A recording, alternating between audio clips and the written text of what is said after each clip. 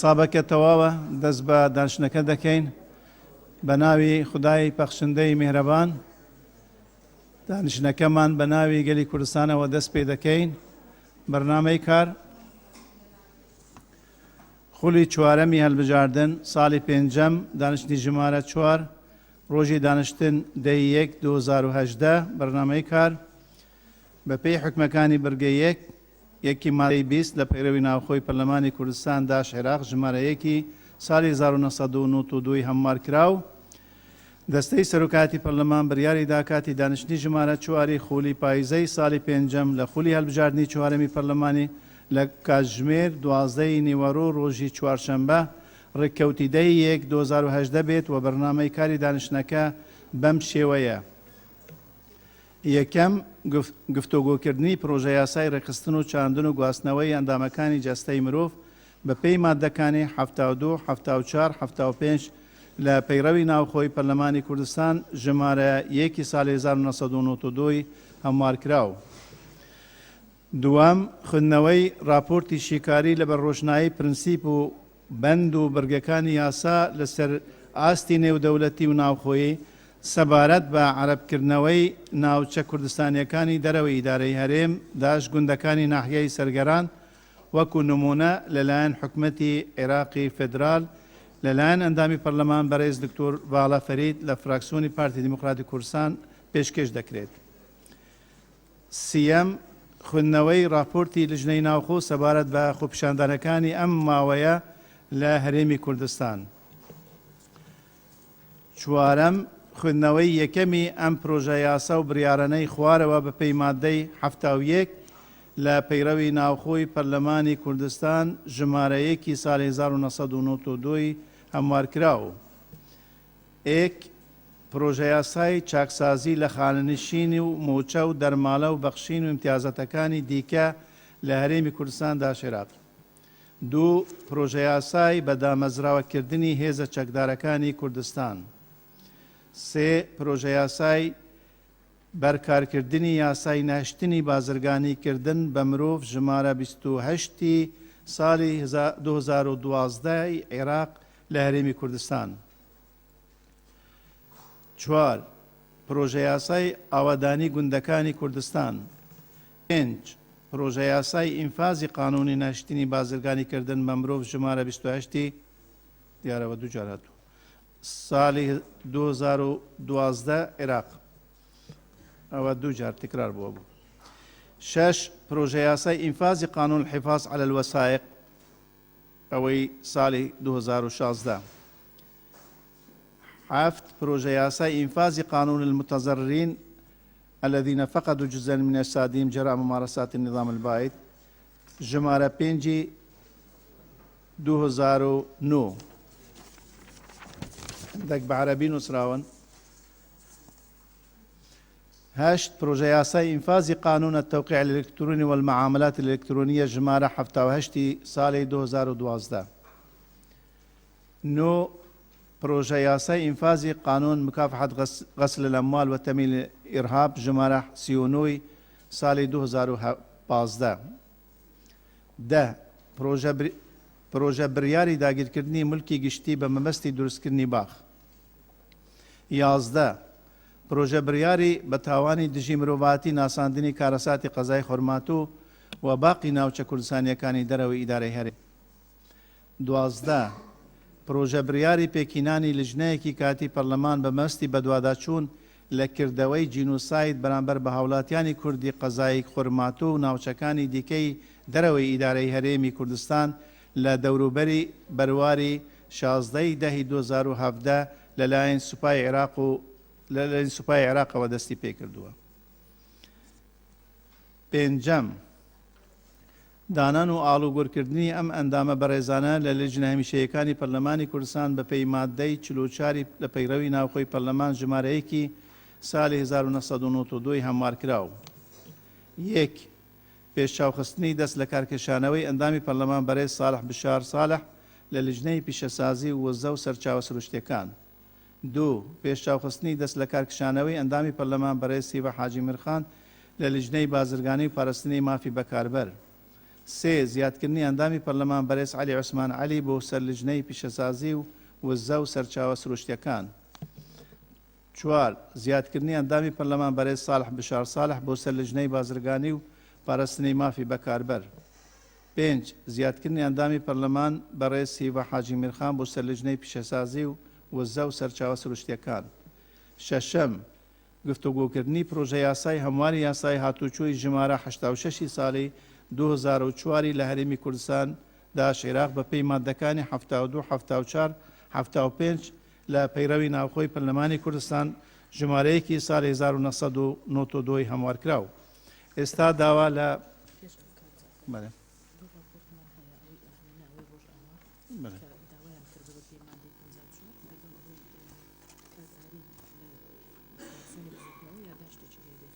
بەڵێ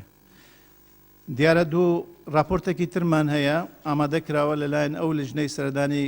ڕۆژاوای کردووە کوردستانی ڕۆژاوا ئەوە داوا کراوە بە پێی مادەی 54 بخوێنرێتەوە ئەوەش لە بەرنامەی کاردا ئیزافە کراوە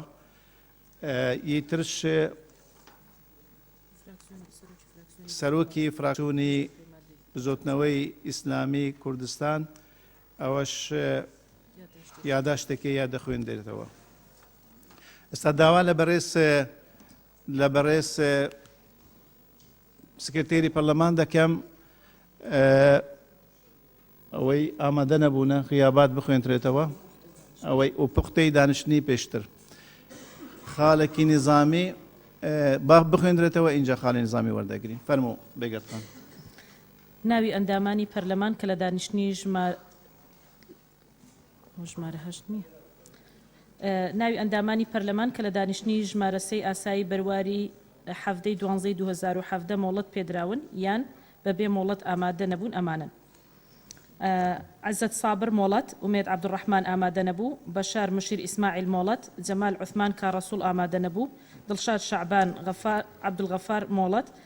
سیراج ئەحمەد محەممەد مۆڵەت، ئێڤار ئیبراهیم حسێن مۆڵەت، بەهار عەبدوڕەحمان محمود مۆڵەت، رابون تۆفیق معروف مۆڵەت، سەهراب میکائیل مۆڵەت، ئاری محەممەد عەبدولڕەحیم ئامادە نەبوو.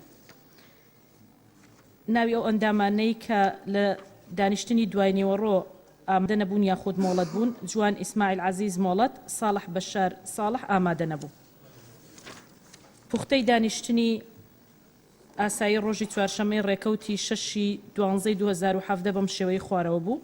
یەکەم دەستپێکردنی دانیشتن لەلایەن بەڕێز جێگری سەرۆکی پەرلەمان، دوو خوێندنەوەی ناوی ئەندامانی ئامادەبوو ئامادە نەبوو، هەروەها خوێندنەوەی پوختەی دانیشتنی پێشوو لەلایەن سکرتێری پەرلەمان، سێ خوێندنەوەی یەکەم بۆ 5 پرۆژە یاسا لەلایەن لیژنەی یاساییەوە، 4 سوێند خواردنی بەڕێز ئاری عەبدوڵەتیف بۆ ئەندامەتی پەرلەمان لە شوێنی ئەندامی خواڵێ خۆش بوو بەڕێز دکتۆر شوان قەڵاتزەیی، 5 دەنگدان لە سەرڕەتکردنەوەی دەست لە کارکێشانەوەی بەڕێز باپیر کامەلا سلێمان لە ئەندامەتی پەرلەمان لەلایەن ئەندامانی پەرلەمانەوە، 6 پەسەندکردنی زیادکردنی ئەندامی پەرلەمان بەڕێز مستەفا ئەحمەد حەمەد بۆ سەر لیژنەی ئاسەوار و خزمەتگوزاریەکانی شارەوانی و گواستنەوە و گەیاندن و گەشت و گوزار، 7 دەنگدان لەسەر ئاڵوگۆڕکردنی بڕگەی 6ەم و 7ەم لە بەرنامەی کار، 8 دەنگدان لەسەر بەنهێنیکردنی دانیشتنی پەرلەمان بۆ بڕگەی گفتوگۆکردنی پرۆژە یاسای لێبوردنی گشتی. سپاس. سپاس بۆ بەڕێز بێگەر تەلەبانی سکرتێری پەرلەمانی کوردستان. دیارە ژمارەك خاڵی نظامی هەنە بەڵێ بەڕێز سامینە خان فەرموو. ئامینە زکری بەڕێز سەرۆکی پەرلەمانی پێش 25 سپتامبرê me wek lijna ku ew şandê ku seredana Rojavayê Kurdistanê kirî me dixwest serokatiyê kir bû raporta me bixine bername-karî da. Her bera 48 saeta jî dîsa me canebe heva agedar kiribû lê bername-karî danîne. Daxwaze şewetken ku ev rûkebkevî de bername-karî da. خوێندنەما خوێندم لە کۆتاییدا یا نەهاتووە ئێزافە کراوە بە ئیتفاقی زەکەم ئەوەی داوای مولەتیان کردووە دەتوانین بخوێنیەوە ئێستا با بخوێنتەوە و خاڵیتری نظامی وەردەگرین کاک ئەو بەڕێزانەی کە داوای مۆڵەتیان کردو بۆ دانیشتنی ئەمڕۆ: قارەمان قادر فەتاح، دکتۆر شیرین حوسنی، گەشە دارا حەفید، رابون معروف، سالار محمود، ئێڤار ئیبراهیم، ڤیان عەباس، بەهار عەبدوڕەحمان. بەڵێ سپاس بۆ بەڕێز سكرتيري برلمان كاك برزو فرمو بەڕێز سەرۆکی پەرلەمان جەنابتان دەزانن بەڕێز دکتۆر یوسف محەممەد سادق سەرۆکی پەرلەمانی کوردستان نامەی دەست لە کارکێشانەوەی ئاراستەی سەرۆکایەتی پەرلەمان کردووە بۆ دەست لە کارکێشانەوە لە پۆستی سەرۆکی پەرلەمان و لە ئەندامەتی پەرلەمان ئەوەی ئێمە سەرنجە لەلامان لە بەرنامەی کاری ئەمڕۆدا کە پێش سازکردنی ئەم دانیشتنەش نامەکە ئاراستەی جەنابتان کراوە بەدەستان گەیشتووە نەخراوەتە بەرنامەی کار پرسیارەکە ئەوەیە بۆ نەخراوەتە بەرنامەی کار چونکە جەنابتان و پەرلەمانتارانی بەڕێزیش دەزانن مافێکی ڕەوایە کە هەر ئەندامێک و بە تایبەتی بەڕێز سەرۆکی پەرلەمان کە ئەم دەست لە کارکێشانەوەی ئاراستە دەکات مافێکی ڕەوای خۆیتی بخرێتە بەرنامەی کارەوە سەبارەت بە لایەنی سیاسیشی خۆتان دەزانن بزنەوەی گۆڕان بڕیاری داوە لە دەسەڵات لە حکوومەت بکشێتەوە لە پەرلەمان کوردستانیش لە پۆستی سەرۆکی پەرلەمان بکشێتەوە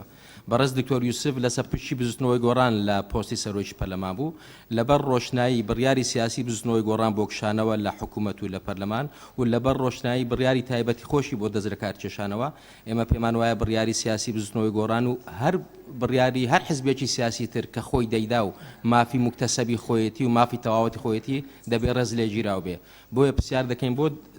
نەخراوەتە بەرنامەی کار و تکامان وایە ئەو بڕیارەی گۆڕان و بە تایبەتی دکتۆر یوسف لەم پەرلەمانی کوردستانە ڕێز لێ گیراو بێ و لانی کەم لە دانیشتندا هاتوو تا بخرێتە بەرنامەی کار و زۆر سپاس زۆر سپاس بۆ بەڕێز بەرزوو مەجید با خاڵی تر وەربگرین اینجا وەڵامی ئەم پرسیارەی کاک بەرزۆ دەدەین کە پرسیارێکی ڕەوایە و لە جێی خۆیە بەڕێز حەیات مەجید بەڕێز سەرۆکی پەرلەمان نووسیمە بەڕێز سەرۆکی پەرلەمان داوا لە بەڕێستانەکەم کە فەقەرەی یەکەم گفتوگۆکردن لەسەر پرۆژە یاسای ڕێخستن و چاندن بخرێتە با بڵین فەقەرەی چوارەم و فەقەرەکانی تر وەکو خۆی بڕواگەرەوە وای لێبێ سوپاسدانەکەم و لەسەر فەقەرەی چوارەمیش خاڵی سێەم و خاڵی پێنجەم هەر نەفسی با بڵێن پرۆژە یاسایە هەمان شتە بەڵام بە دوو ئیمزای جیاواز ئەگەر بکرێت تەنها ناوی ئەندامان بخوێندێتەوە دوو جار نەخوێندێتەوە یاساکە چونکە یەک یاسایە سوپاسانەکەی وایە ئێستاوە هەڵەی چاپ بووە چاکی دەکەین سپاس بەڕێز بەهزاد دەرویش بەڕێز سەرۆکی پەرلەمانێ ڕاستیم داخواستکەین خاڵە چارێ بیتە یەکەم و پێنجەم ببیتە دووەم و سێمیش هەر سێمین تەوە پشتینگی خاڵدیش دیف ڕێزبەندیەوە یەک و دووەم بچنە دیف یەک ببیتە چهارەم یعنی بێ ڕێزبەندی واتە چهارەم و پێنجەم و سێم بێنە پێش زۆر سپاس چوارەم و پێنجەم و سپاس بۆ بەڕێز بەهزاد دەروێش بەڕێز دکتۆرە بەهار بەڕێز سەرۆکی پەرلەمان لە ڕاستیە من دوو خاڵی نیزامیم هەیە یەکەمیان بەپی مادی 54 لە پەیڕەوی ناوخۆی پەرلەمانی کوردستان ئێمە ژمارەی یاسایی لە ئەندامانی پەرلەمان یادا شتێکمان پێشکەش کردووە بۆ ئەنجامدانی دانیشتنێک بە ئامادەبوونی حکوومەت و کۆمیسیۆن کە لە ئێستادا لە سەروبەندی هەڵبژارنەکان داین ئەو دانیشتنە بە ضرور دەزانین بەڕێستان نازام چیتان کردو بۆ دانیشتنە بە ضروری دەزانین کە لە ناو هۆڵی پەرلەماندا ئەو دانیشتنە بکرێ وەک ئەوەی لە یاداشتەکەدا هاتووە نازانم بۆچی تا ئێستا نازانین چیتان کردووە خاڵی نیزامی دووەمم ئەوەیە سەبارەت بە ئیزدارکردنی یاسا کە لە پەرلەمان دەرەچێت لە دوای ئەوەی کە بەپێی یاسای دابەشکردنی دەسەڵاتەکان ژمارە 2 ساڵی 2017 ئەو دەسەڵاتەی سەرۆکایەتی هەرێم درا بە سەرۆکایەتی پەرلەمان لە ئێستاە کە یاسای لێبوردنی گشتی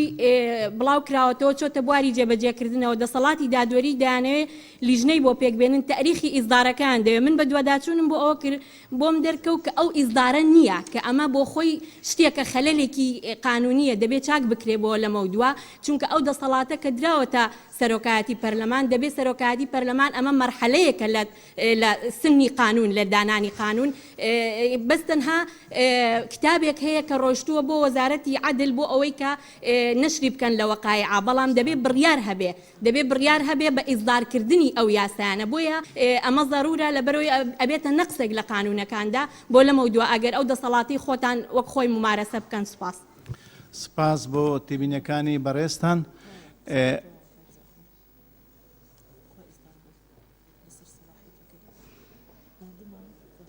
دەبێت چوو بیت ئەو تێبینیە وردبینی لێ دەکەین و سپاست دەکەین دەستخۆش بەڕێز شوان شێخ ئەحمەد. بەڕێز سەرۆکی پەرلەمان منیش پژگیری ئەوەی دەکەم کە خاڵی یەکەم بێتە خاڵی پێنجەم نەک چوارەم لەبەر ئەوەی هەردوو گفتوگویەکان لە سەیەک دیبین ئەوانی تر بە ماوەیەکی زۆر کورت تەواو دەبی. خاڵی دووەمیشم ئەوەیە کە لیژنەیەک لێرە بڕیار درا بە پێکینانی بۆ تەقەسی عقایق لە کێشەکانی دووس خورمات و تا ئێستا ئاگادار نەکراینەوە لەسەر بڕیار دەرچوونی بڕیارەکە بۆ ئەوەی لیژنەکە دەست بە ئیشوکارەکانی خۆی بکە و لەگەڵ ڕێزم. بەڵێ سپاس بۆ بەڕێز شوان شێخ ئەحمەد. بەڕێز شێرکۆ محەممەد ئەمین. بەڕێز سەرۆکی پەرلەمان پرسیارەکە وەیە ئەم پەرلەمانە بۆ دەستی بە یشکۆتەوە حەزەکەم بەڕاستی بە ڕوون و ڕاشایی وەڵامیان پرسیارم دەستکەوێت ئەگە هەر بۆ دەستی بە یشکردن کردەوە کۆمەڵێک با بڵێن دانیشتنی ڕۆتینی بکات و پەیوەندیدار نەبێ بە کێشە هەنووکەیەکانی هەرێمی کوردستانەوە ئەمە جانوبەکە واگەر بۆ ئەوەش دەستی بەکارکردن کردەوە بە فیعلی سێ ئەرکە سەرچەکەی خۆی جێبەجەکە تەشریع ڕقابە بوجە ئەوە لە ڕاستیا ئێستا دوانیان بە کولی غایبە لەم پەرلەمانەی ئێمە لە ماوەی ڕابردووە بە ژمارەی یاسایی پەرلەمانتاران لە ڕۆژی حوتی دوانزە ئەم یادداشتەمان پێشەش کردووە بۆی ئەنجومەنی هەرێمی بۆ کاروباری نەوت و گاز بێنە بەردەم ئەم پەرلەمانە و ڕوونکردنەوە بە خەڵکی کوردستان بدەن لەسەرەوەی تاکەی پاشەکەوت بەردەوامە بێ موچە چۆنە درێ چەند نەوتیان فرۆشتووە چەند پارەی پێشوەختیان وەرگرتووە هەموو ئەمانەی ترکە سیاسەتی گشتی حکومڕانی لە هەرێمی کوردستانە بەڵام تا ئێستا نەخراوەتە بەرنامەی کارەوە. دیسان لە 23 مانگە ئەم یادداشتە بە ژمارەی یاسایی پەرلەمانتاران بەپێی بەرگە و مادەکانی پێڕەوی ناوخۆی پەرلەمانی کوردستان لەسەر ڕووداوەکانی دوای هەژدەی دوانزە و تەقەکردن لە خۆپیشاندەر و شەیدکردنی خۆپیشاندەر و سووتاندنی شوێنەکانوانە بەڵام تا ئێستا ئەمەش هیچ نەخراوەتە بەرنامەی کارەوە. لە ڕاستیە گرنگە ئەو یادداشتانەی کە بە ژمارەی یاسایی پەرلەمانتاران کە ئەمە مافێکی ڕەوایە ئێمە داوای بابەتێ بکەین بۆ کۆبوونەوەکان بۆی هیوادارم ئەمانە بخێتە بەرنامەی کارەوە بۆی بتوانین ئەرکە سەرنجەکانی خۆمان جێبەجێکەین. سوپاس. زۆر سپاس بۆ بەڕێز دکتۆر شێرکۆ. هەر وەڵامەکە ئێستا دەدەمەوە ئیتر هەندە وەڵام دەمێنن ئەوەی یەکەم ئەو هەردوو بابەتە گرنگن حازری دەوێتن دەبێت حازری بکەی پەیوەندی بکەی لەگەڵ لایەنی پەیوەندیدار کە ئەو ئەنجومەنی نەوت و گازە لە هەرێمی کوردستاندا ئەو پەیوەندێ کراوە و ئامادەکاریەکانی وان تەواو ببن بەتەکی دێنە ناودانشتێکی پەرلەمانی داوایان لێ دەکەین دێنە ئێرە و لێرە ڕوونکردنەوەی پێویست بە ئێوەی بەڕێز دەدەن ئەوە مافی پەرلەمانتارانە بیزانن. ئەوەی دووەم بەڕاستی ئاراستەی لجنەی ناوخۆ کرابوو و لجنەی ناوخۆ راپۆرتێکی ئامادە کردووە ئەمڕۆ دەخوێندنەوە بۆ ئێوەی بەڕێز لەسەر ئەو ڕووداوانە هەمووی کۆی ئەو ڕووداوانە کە لە ناوچەکانی کوردستان بەهۆی خۆپیشاندانەکان ڕۆیاندا بوو ئەو راپۆرتە پێشکەش بە ئێوەی بەڕێز دەکەن ئەمڕۆ دەخوێندنەوە. بەڕێز فەرسە سۆفی. بەڕێز سەرۆکی پەرلەمان بەپێی پەیڕەوی ناوخۆ لەم پەرلەمانە بەڕێزە لیژنەیەک پێک هات لیژنەیەکی کاتی بۆ نووسینەوەی پەیڕەوی نوێی پەرلەمانی کوردستان. ئێمە ماوەی 1 ساڵ و نیو بەبێت لێبران ئیشمان کرد و پەیڕەوێکی ناوخۆی نوێ ئامادەمان کرد و ئەم پەیڕەوە ناوخۆیە کەوتە بەرنامەی کار زیاتر لە 40 مادەشی مناقەشە کرا و پەسەند کرا لەم پەرلەمانە. ئەمە جوهودی ژمارەیەکی ئەندامی پەرلەمان بووە لە سەرجەم فراکسیۆنەکان و پێشمان وایە یەکێک لە خەلەلەکانی ئەم پەرلەمانەی ئێمە لە بەڕێوەبردننی کۆبوونەوەکان و کاروبارەکان ئەم پەیڕەوی ناوخۆیە. لە چەند ڕۆژ بەر لە ئێستا ئێمە دەستەی سەرۆکایەتی لیژنەی کاتی پەیڕەوی ناوخۆ یادداشتێکی فەرمیماندایە سەرۆکایەتی پەرلەمان بۆ ئەوەی ئەم پەیڕەوە بکەوێتە بەرنامەی کار و پەیڕەوی ناوخۆ تەواو بکەین وەکو ڕێزگرتن لە جهودی ئەم لیژنە کاتیە کە ئێمە ساڵ و نیوێک هەفتانە 2 ڕۆژ تەنها هەموو کاتی خۆمان بۆ ئەم پەیڕەوە تەرخان کرد و کارمان لەسەری کرد. بۆیە لێرە لە کۆبوونەوەی پەرلەمان جارێکی تر داوا لە سەرۆکایەتی پەرلەمان دەکەم کە پەیڕەوی ناوخۆی پەرلەمانی کوردستان تەواو بکەین و بیخەینە بەرنامەی کار و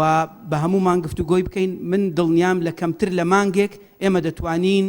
تەواوی گفتوگۆکردن لەسەر ئەم پەیڕەوە تەواو بکەین. بۆیە داواکارم لە کۆبوونەوەی داهاتوو پەیڕەوی ناوخۆ بخرێتە بەرنامەی کار. ئەگەر هەر شتێکی تریش لە ناکاو یان پێویست هاتە پێش زۆر ئاساییە دەتوانن مناقشەکردن لەسەر پەیڕە و ڕابگرن ئەم بابەتە تەواو بکەین جارێکی تر بگەڕێینەوە سەر پەیڕە و بەڵام دەبێت یەکێک لە دەستکەوت و شانازیەکانی ئەم خولەی پەرلەمان کە ئێمە بتوانین ببینە خاوەنی پەیڕەوێکی ناوخۆی نوێ چەندین خولە لیژنە پێک دێ و کات تێپەڕ دەبی و پەیڕە و پەر پەیڕەوی کۆنە و زۆر سوپاس. سپاس بۆ بەڕێز دکتۆر فەرسە سۆفی بە تەکیت ئەو بابەتەی جەنابتان باستان لێ کردووە ئەو جهودەی پێشتر سەرفکراوە بەرز دەنرخێنین و بایەخیش پێ دەدەین و پێویستەش لە دانیشتەکانی داهاتوودا بە تەکیت ئەو خاڵەش دەبێت یەک لەو خاڵانەی کە باس لێ دەکرێن دەکەونە بەرنامەی کار. بەڕێز شمان شێخ حەمەد ئەوەت کرد کاک بەڕێز نازم کەبیر ببوور. بەڕێز سەرۆکی پەرلەمان لەبەرەوەی کە لەبەر کات بە پێویستی دەزانین گۆڕانکاری لە بڕگەکانی بەرنامەی کار بێت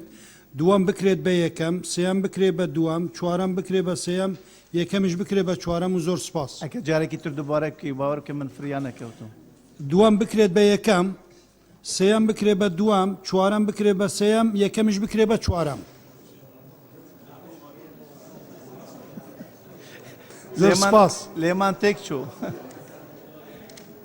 دووەم بکرێت بە یەکەم سیام بکرێت بە سێەم بکرێت بە دووەم چوارەم بکرێت بە سێەم یەکەمیش بکرێت بە چوارەم. تەواو. زۆر سپاس. سپاس بۆ بەڕێز نازم بەڕێز ئاری هەرس محەممەد تەرسین. زۆر سپاس بەڕێز سەرۆکی پەرلەمان. وەڵاهی من لە پێش سەرنجێکم هەیە حەزەکەم جەنابتان جارجار سەیرێکی دەستە چەپی خۆشتان بکەن ڕاستە ئێمە کەمینین بەڵام ئێمەش ئەندامی پەرلەمانین و ئەوە یەکەم دووهام پشگیری یەکەم لە سەرنجەکەی هەردوو هاوکاری بەڕێزم کاک بەزاد و کاکشوان لەسەرەوەی کە خاڵی پێنجەم و چوارەم بێنرە پێشەوە لە بەشتی عملین ئەوانی تری گفتوگۆکردنە زۆرەخانەی سوپاس. سپاس بۆ بەڕێز ئاری محەممەد تەرسین. بەڕێز تەلار لەتیف. بەڕێز سەرۆکی پەرلەمان لەسەر دوو پرسی گرنگ کە پەیوەندیدارە بەکاری پەرلەمانەوە لەسەر دوو پرسی گرنگ کە پەیوەندیدارە بەکاری پەرلەمانەوە لە 6/11 یاداشتێکم پێشکەش کردووە یەکێکیان پەیوەندیدارە بە پێدانی وادەیەکی یاسایی بە لیژنەی دەستوری کە لیژنەی دەستوری داواکەشیان پێشکەش کردووە پێشبەخستنی پەرلەمانی کوردستانیش بۆیە پێویستەکە لەبەر گرنگی پرسی دەستور و هەروە بۆ تەواوکردنی ڕێکارە یاسایەکانیان و ئەرکی ئەم خولەیە کە کار بۆ کاوادەیەکی کیان باتەوە بۆیە هیوادارم وەڵامی ئەو یاداشتە هەبێ و یاداشتی دووهەم و سێمیش لەسەر تەواوکردنی وادەی سەرۆکی دەستەکانە دەستەی مافی مرۆڤ دەستەی نەزاهەیە لەگەڵ چاودێری دارایی بەڕاستی و سەرۆکی ئەو دەستانە وادەی یاسایان تەواو کردووە بە پێ ڕێکارە یاسایەکان بە بڕگە و مادەی ئەو یاسانێک کە ئاماژەم پێکردووە لە ناو یاداشتەکانە پێویستە پەرلەمانی کوردستان ڕێکارە یاسایەکان بگرێتە بەر چونکە هەرسێکیان پەیوەندیدارە کارەکانیان بە دادگاکانەوە ناکرێت سەرۆکی ئەو دەستانە بە شێوەیەکی نایاسایی لەو جێگایە نابن ئۆرکی پەرلەمانی کوردستانە ئەو ڕێکارە یاسانە بگرێتە بەر و ماوەی ساڵونی و زیاترە بۆ نمونە دەستی نەزاهە ناتوانێت کارە یاسایەکانی خۆی بکە دەستەی مافی مرۆڤ ئەو ڕۆژار ئامادەبوونی لە ناو جەلسەی پەرلەمانان نایاسایی بوو بۆیە پێویستە بە هەمان شێوە دەستەی چاودێری پێویستەکە ئەو یاداشتانە بە هەن وەرگرێ و کاری لەسەر کرێ و پەرلەمانی کوردستان ڕێکارە یاسایەکان بگرێتە بەر بۆ دیاریکردنی سەرۆکی تازەیان و زۆر سپاس.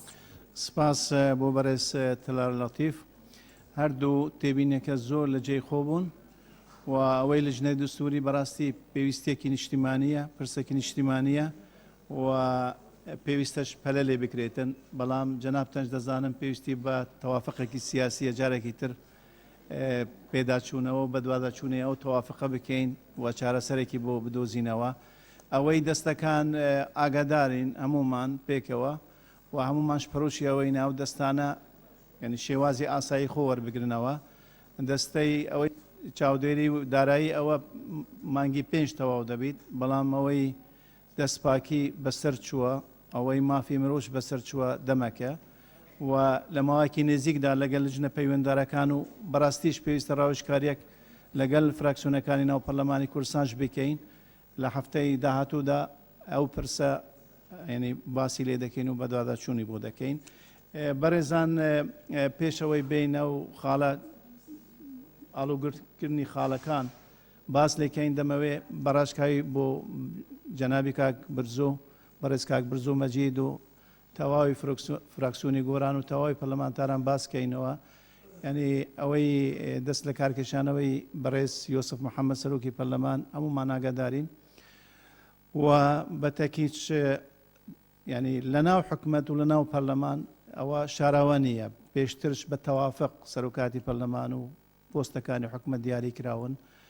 و بەداخەوە ینی دەست لە کارکشانەوەی کاک یۆسف محەممەد سەرۆکی پەرلەمان لەم کات و ساتەدا نامانەوێ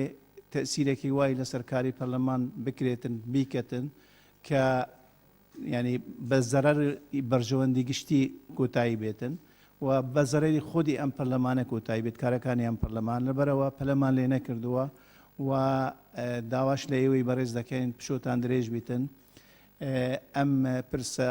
ینی ئەوە دەکەین پێویستی بە ڕێککەوتنەیە پێویستی ئەو کاتەی ڕێککەوتنێکی سیاسی لە ئارادا بیت بۆ پڕکردنەوەی ئەم پۆستە بە تاکید پەلەی لێ دەکەین و مافی خۆیەتی بەڕێز کاک یوسف و مافی فراکسیۆنی گۆرانش یعنی ئەو پرسە بۆرژێنن و باسی لێ بکەن بەڵام هەمووشمان چاومان لەوە بیتن ئەم پەرلەمانش گرنگە کارا بمێنێتن پەکی نەکەویتن بۆ ئەوە داوا لەوە دەکەین ئەو مەسەلە ئەو پشو درێژیە بەردەوام بێت تا ئێمە ئێستا باسی لێ دەکەین چۆن ئەم پۆستە پڕ بگرێتەوە و سپاسان دەکەین بەڕێزان داوایەک هەبوو بۆ ئەوەی خاڵی چوارەم و پێنجەم چوارەم ببیتە یەکەم و پێنجەم ببیتە دووەم وابزانم چوارەم ببیتە یەکەم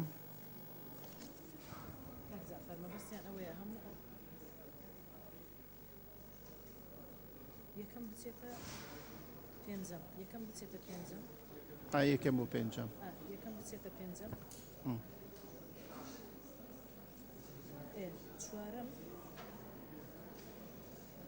چوارەم بێتە یەکەم بچێتە پێنجەم چوارەم بێتە یەکەم چوارەم دەبیتە یەکەم و پێنجەم هەر لە شوێنی خۆیە شەشەم لە شوێنی خۆیەتی شەشەم پێنجەمیش بێتە دووەم دانان و ئاڵوگۆڕکردنەکە چوارەم بێتە یەکەم بەڕێزان هەمویان ئەوەی چوارەم ببیتە یەکەم ئەوەی لەگەڵدایە دەستی خۆ بەرزکەتەوە چوارەم ببیتە یەکەم چوارەم ببیتە یەکەم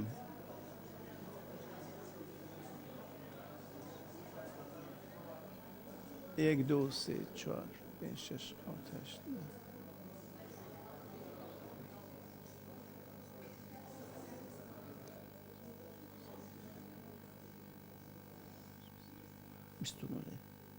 بیستونۆ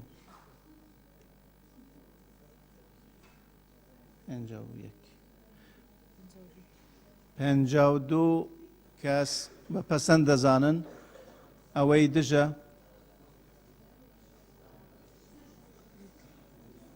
ئەوەی بە پەسەند نازانیت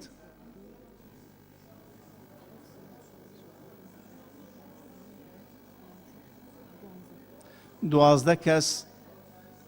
دژن بە پەسەند نازانن بە کۆی دەنگ پەسەند کرا واتە چوارەم دەبیتە یەکەم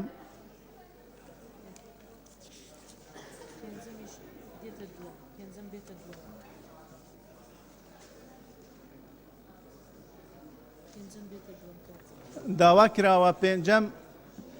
پێنجەم بێتە دووەم خاڵی پێنجەم بێتە دووەم ئەوەی لەگەڵدا دەستی خۆ بەرزکەتەوە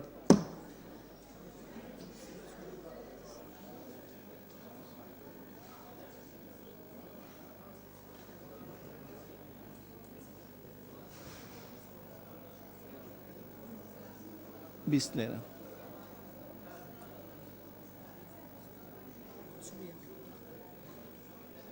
چلوەیەک کەس بە پەسەند دەزانیت ئەوەی بە پەسەند نازانیت پێنجەم ببیتە دووەم یەک کەس دوو کەس بە کۆی دەنگ پەسەند کرا پێنجەم دەبیتە دووەم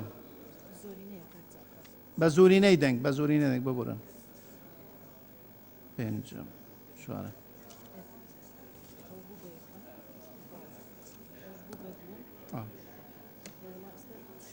ئێستا تەواو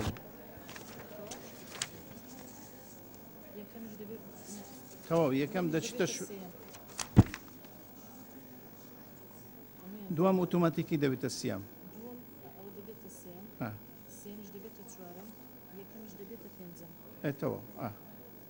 ئێستا داوا لە بەڕێزان لجنەی یاسایی دەکەین بفەرمونە سەر مینەسەی تایبەت بە لجنەکان فەرمونون خاڵێکی نظامی کاکی مستەفا فەرموو بەڕێز سەرۆکی پەرلەمان پێشنیارەکەم لە داهاتوودا لە خستنی بەرنامەی کار ئەو شتانەی کە کاتیان ناوێیان خوێندنەوەی پرۆژە بڕیارەکان لە سەرەتا بن هەموو جارێ ماوەیە کاتە ڕوا بۆی ئەو خاڵە بستە ئەو شوێنەی ئەو شوێنەی ئەگەر لە داهاتووداوە پێڕەو بکرێ ئەوەی کە کاتیان ناوێت لە سەرەتا بن ئەوانەی کاتیشیانەوێت لە دوایی بن ئەوەی ناوێت ئەو کاتە ناکوێت سوپاس دەست خۆش بۆ ئەم تێبینیە کاک مستەفا لەمە دووە وا دەکەین خاڵێکی تری نظامی فەرموو ڕێوەسخان بەڕێز سەرۆکی پەرلەمان نابێ وا بکەن یعنی مۆزۆکە عیلاقی بەوە نیە چی کاتی کەمەوە و چی کاتی زۆرە بێ ئەوێ ئەگەر پرۆژە یاسایەک چەند مادەیەکی لێ پەسەند کرابوو چەند مادەیەکی مابەوە جلسەی دوای ئەوە بێ ئەوە دابنی تەکمیلە ببێ اینجا شتی تر دابنی لە ناو جلساتی عادیە تەخیریکی بەڵام جەنابتان ناتوانن پرۆژەیەک چەند مادەیەکی لێ ڕۆشت بوو شتی تر بخەنە بەردەمی و یعنی ڕۆتینە نازانم یعنی ئەسپاس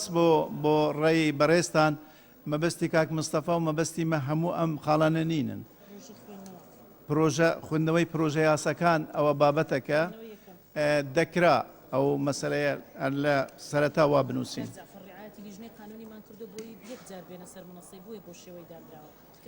ئەوەش هەر لە بەر یەک هویە کە لژنەی یاسایی چەندین جار ناگەڕێنەوە ناو دانیشتن و بێنە سەر مینەسەیە هێد یەک جار بێنە ئێرە و ئیشیوان تەواو ببیتن فەرمونون بەڕێزان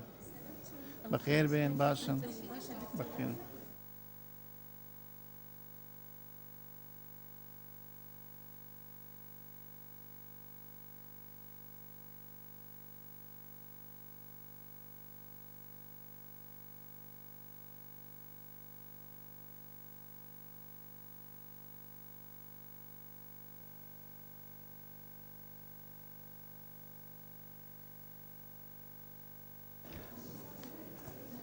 بەڕێزان دەست بە گفتوگو لەسەر خاڵی چوارەم دەکەین گفتوگو نییە خوێندنەوەی یەکەمیان پرۆژە یاسا و بڕیارانەی خوارەوە بە پێی مادەی 71 لە پەیڕەوی ناوخۆی پەرلەمانی کوردستان ژمارەیەکی ساڵی 1992 هەموارکراوە داوا لە لژنەی یاسایی دەکەین خاڵی یەکەم پرۆژە یاسای چاکسازی لە خاننشینی موچە و دەرماڵە و بەخشین و ئیمتیازاتەکانی دیکە لە هەرێمی کوردستانی عێراق بخوێنەوە دەبێ ئاراستە بکەین لجنەی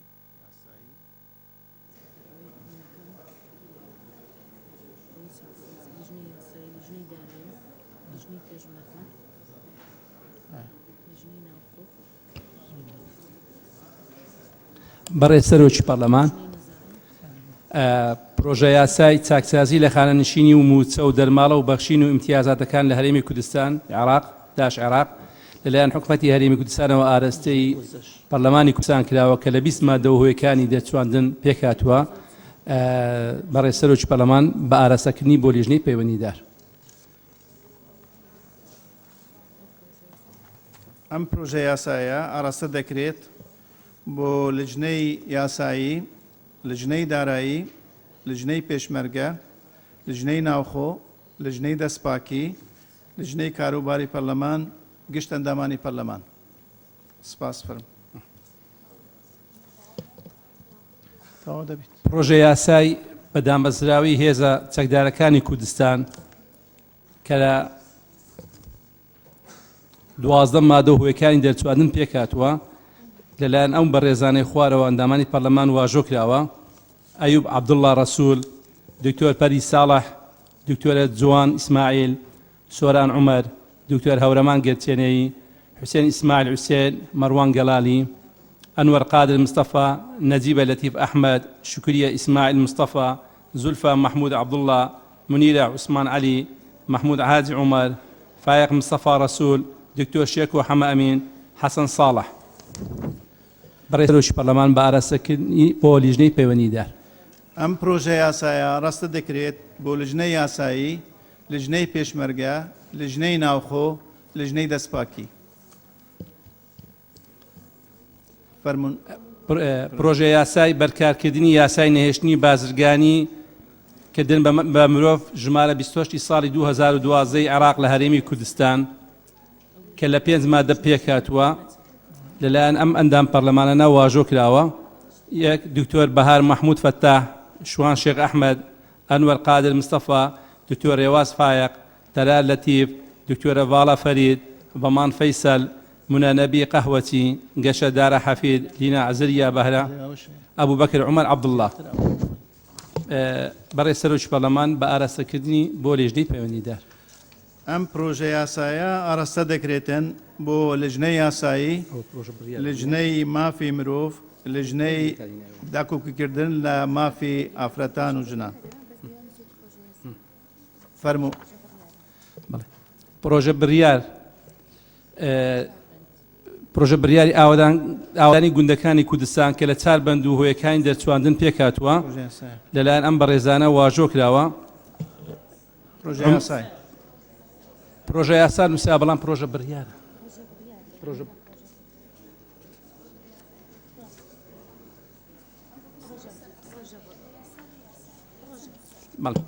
لێرە بەس لێرە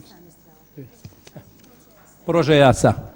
پرۆژە یاسای ئاوادانی گوندەکانی کوردستان کە لە چار بەند پێکهاتووە لەگەڵ هۆیەکانی دەرچواندن لەلایەن ئەم ئەندام پەرلەمانە بەڕێزانەوە واژۆ کراوە. عومەر عینایەت، غەریب مستەفا، دکتۆر شێکۆ حەمە ئەمین، ئومێد عەبدوڕەحمان، محەممەد سادق سووچی، شوان شێخ ئەحمەد، ڤەمان فەیسەل، دکتۆر سیراج خەیلانی، عەباس غەزالی، هێوا حەجی، تاسین ئیسماعیل، بەرزۆ مەجید، منیرە عوسمان.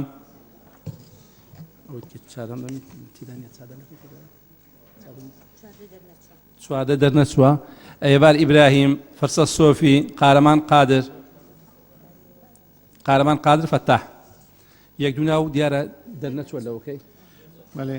بەڵێ ئەم بەڵێ بەڕێ سەرۆکی پەرلەمان بە ئاراستەکردنی بۆ لیژنەی پەیوەندیدار. ئەم پرۆژە یاسایە ئاراستە دەکرێتن بۆ لیژنەی یاسایی، لیژنەی شارەوانی و ئاوادانکردنەوە، گشت ئەندامانی پەرلەمان. پێنجەم دووبارەیان. بەڵێ پرۆژە یاسای ئینفازی قانون مکافحەت الائتیجار بالبەشەر ڕقم 28 ساڵی 2012 کە لە 3 مادە پێکهاتووە لەلایەن ئەم بەڕێزانەوەش واژۆ کراوە. شکریە ئیسماعیل مستەفا، نەجیبە لەتیف، سۆران عومەر، ئەیوب عەبدوڵڵا، عەلی حەمە صالح، دکتۆر هەورەمان گێچێنەی، حوسێن ئیسماعیل حوسێن، مەڕوان گەڵالی، ئەنوەر قادر مستەفا، زولفا محمود عەبدوڵڵا، منیرە عوسمان عەلی،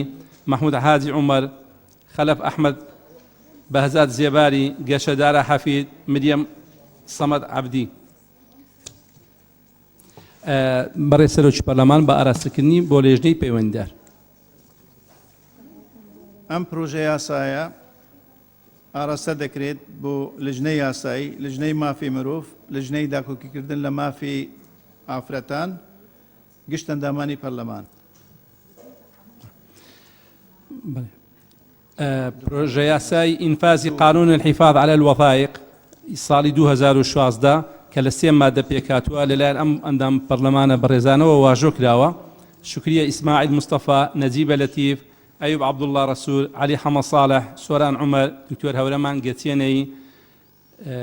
حوسێن ئیسماعیل حوسێن، مەروان گەڵالی، ئەنوەر قادر مستەفا، پەروە عەلی حەمە، دکتۆرە پەری صالح حەمید، دکتۆر جوان ئیسماعیل عەزیز، زولفا محمود عەبدوڵڵا، منیرە عوسمان عەلی، محمود حاجی عومەر. بەڕێ سەرۆکی پەرلەمان بە ئاراستەکردنی بۆ لیژنەی پەیوەندیدار. ئەم پرۆژە یاسایە ئاراستە دەکرێت بۆ لیژنەی یاسایی، لیژنەی ڕۆشنبیری، گشت ئەندامانی پەرلەمان.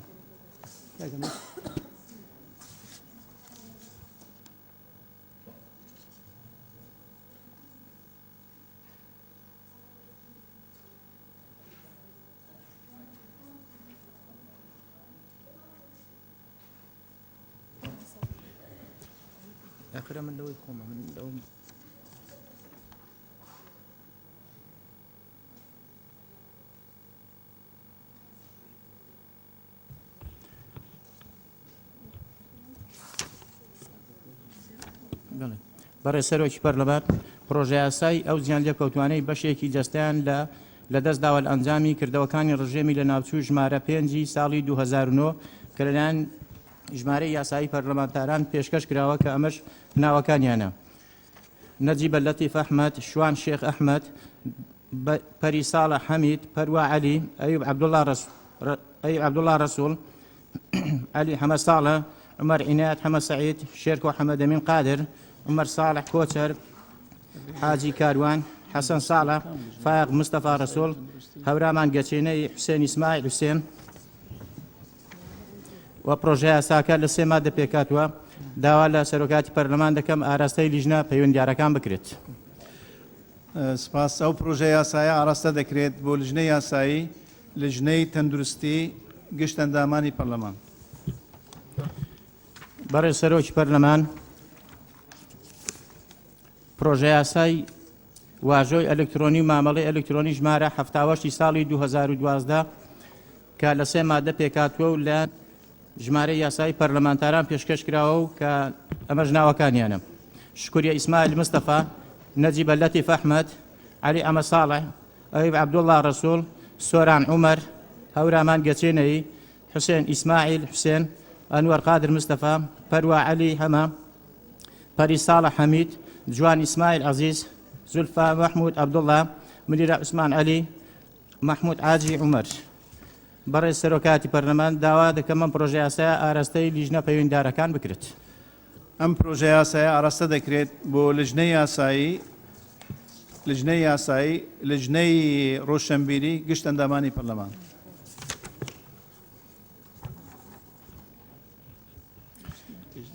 بەڕێز سەرۆکی پەرلەمان پرۆژە یاسای بەرەنگاربوونەوەی شوشتنەوەی مایە و پارەدانی تیرۆر ژمارە 39 ساڵی 2015 کە لە سێ مادە پێکاتوە و لەلایەن ژمارەی یاسایی پەرلەمانتاران پێشکەش کراوە کە ئەمەش ناوەکانیانە: ئەیوب عەبدوڵڵا ڕەسوول ئەحمەد، سۆران عومەر، هەورامان گەچێنەی، حوسێن ئیسماعیل حوسێن، نەجیب لەتیف ئەحمەد، شکوریە ئیسماعیل مستەفا، زولفا محمود عەبدوڵڵا، منیرە عوسمان عەلی، محمود حاجی عومەر، بەهزات زێباری، گەشە دارا حەفید، مریەم سەمەد عەبدی. بەڕێز سەرۆکی پەرلەمان داوا دەکەم ئەم پرۆژە یاسایەش ئاراستەی لیژنە پەیوەندیدارەکان بکرێت.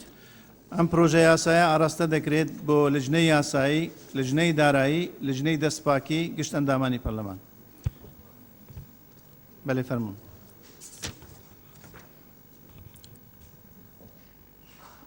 بەڕێز سەرۆکی پەرلەمان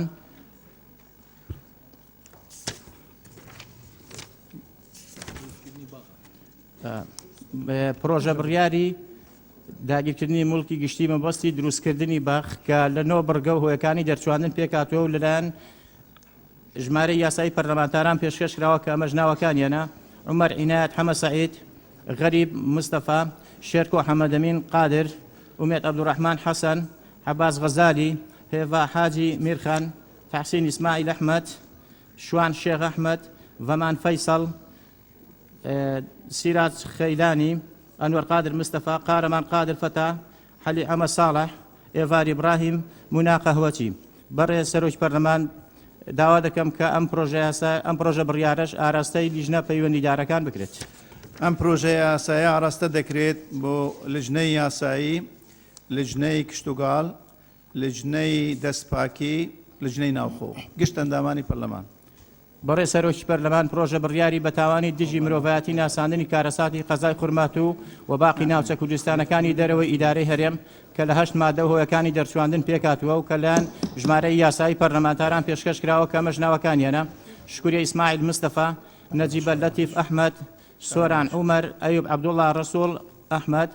هەورامان گەچێنەی، حوسێن ئیسماعیل حوسێن، ئەنوەر قادر مستەفا، پەری ساڵح حەمید، جوان ئیسماعیل عەزیز، بێستون فایق، پەروا عەلی، زولفا محمود عەبدوڵڵا، منیرە عوسمان، محمود حاجی عومەر. بەڕێز سەرۆکی پەرلەمان داوا دەکەم ئەم پرۆژە بڕیارەش ئاراستەی لیژنە پەیوەندیدارەکان بکرێت. ئەم پروژە بڕیارە ئاراستە دەکرێت بۆ لجنەی یاسایی لجنەی مادەی 140 گشت ئەندامانی پەرلەمان. بەڕێز سەرۆکی پەرلەمان لە خوێندنەوەی ئەم پرۆژە بڕیارانە سەرنجێکم هەبوو ئەویش ئەوەیە کە لە یاسادا ناوی سیانی دەنووسرێ بەشی زۆری مەسلەی پیشە نووسراوە یان لەقەب و ئەوانە نووسراوە کە پێم وابێ 2 ساڵ بەر لە ئێستاش پەنانتار علی هالۆ ئەمەی پێشکەش کرد کە جارێکی دێمە دووبارە نەبێتەوە. سپاس. سپاس. فەرموو. بەڵێ بڕیاری پێکەنە لجنێکی کاتی. ژمارە 10 پرۆژە بڕیاری داگیرکردنی ملکی گشتی ئاراستە دەکرێت بۆ لجنەی شاراوانیش کە خۆیان ئەرکیان کێشاوە و ئامادەیان کردووە و پرۆژە یاسای ئینفازی قانون ئەو یاسای ئیمزای ئلکترۆنی و بازرگانی ئلکترۆنیەکان ئەوەش ئاراستە دەکرێت بۆ لجنەی ناوخۆش دوای ڕاوێژکاری. خاڵی نظامیمان هەنە لەسەر ئەم بەرێز عمر عینات فەرموو. بەڕێز سەرۆکی پەرلەمان پرۆژە یاسای داگیرکردنی مڵکی دەوڵەت بە مەبەستی دروستکردنی باخ بەڕای من ضرورە ئاراستەی لیژنەی کشت و کاڵ بکرێت زۆر گرنگە کردمان ئەوەی ملکی گشتی ئەوەی بڵێ ئەوەی ئاوادانی گوندەکانی کوردستان ئەوەش گرنگە ئاراستەی لیژنەی گشت و کاڵ بکرێت. ئەوەش ئاراستە دەکرێت بۆ لجنەی کشت و کاڵ. سپاس. ئاوادانکردنەوەی گوندەکان. خاڵی تری نظامی بەرز حیات مەجید. بەڕێز سەرۆکی پەرلەمان پرۆژە بڕیاری با بڵێن لە فەقەرەی 11 بە تاوانی دژی مرۆڤایەتی و ناساندنی کارەساتی قەزای خوورماتی ئەگەر ئەوە ئاراستەی لیژنەی پێشمەرگەش بکرێەوە لیژنەی ئافرەتانی شتێکی باشە بێت چونکە لەسەر مەسەلەی جینۆسایدا. سپاس. ئەوە ئاراستە دەکرێت بۆ لجنەی پێشمەرگە و لجنەی داکۆکیکردن لە مافی ئافرەتان و لجنەی مافی مرۆڤ. بەڕێز بەێ یەک پرۆژە مایە خاڵی نظامی دوا دێخین بۆ تا ئەو خاڵی تر کاک بەمان. بەڕێز سەرۆکی کۆتا پرۆژە بڕیار کە لەلایەن ڕێژەی یاسای ئەندامانی پەرلەمانەوە پێشکەش کراوە بە ناوی پێکێنانی لیژنەیەکی کاتی پەرلەمانی بە مەبەستی بە دوادا چۆن لە کردەوە جینۆساید بەرامبەر بە هاوڵاتیانی کوردی قەزای دۆستخورمات و ناوچەکانی دیکەی دەرەوەی ئیدارەی هەریمی کوردستان کە پێک دێت لە ئاری محەممەد هەرسن سعید مەسیفی قارەمان قادر علی حەمە ساڵح ئەنوەر قادر عەبدوڕەحمان علی بەشار موشیر فەرحان جەهوەر مەدینە ئەیوب شوان شێخ ئەحمەد هێڤا حاجی ئومێد عەبدوڕەحمان داوا لە بەڕێستان دەکەین کە پێشکەش بکەن بە لیژنە پەیوەنددارەکان. ئەو پرۆژە بڕیارە ئاراستە دەکرێت بۆ لجنەی یاسایی لجنەی مادەی 140 لجنەی ناوخۆ لجنەی پێشمەرگە لجنەی داکۆکیکردن لە مافی ئافرەتان لجنەی مافی مرۆڤ گشت ئەندامانی پەرلەمان. سپاس بۆ لجنەی یاسایی داوا دەکەن لە شوێنی خۆتان ببینن چونکە ئەوی تر ماون.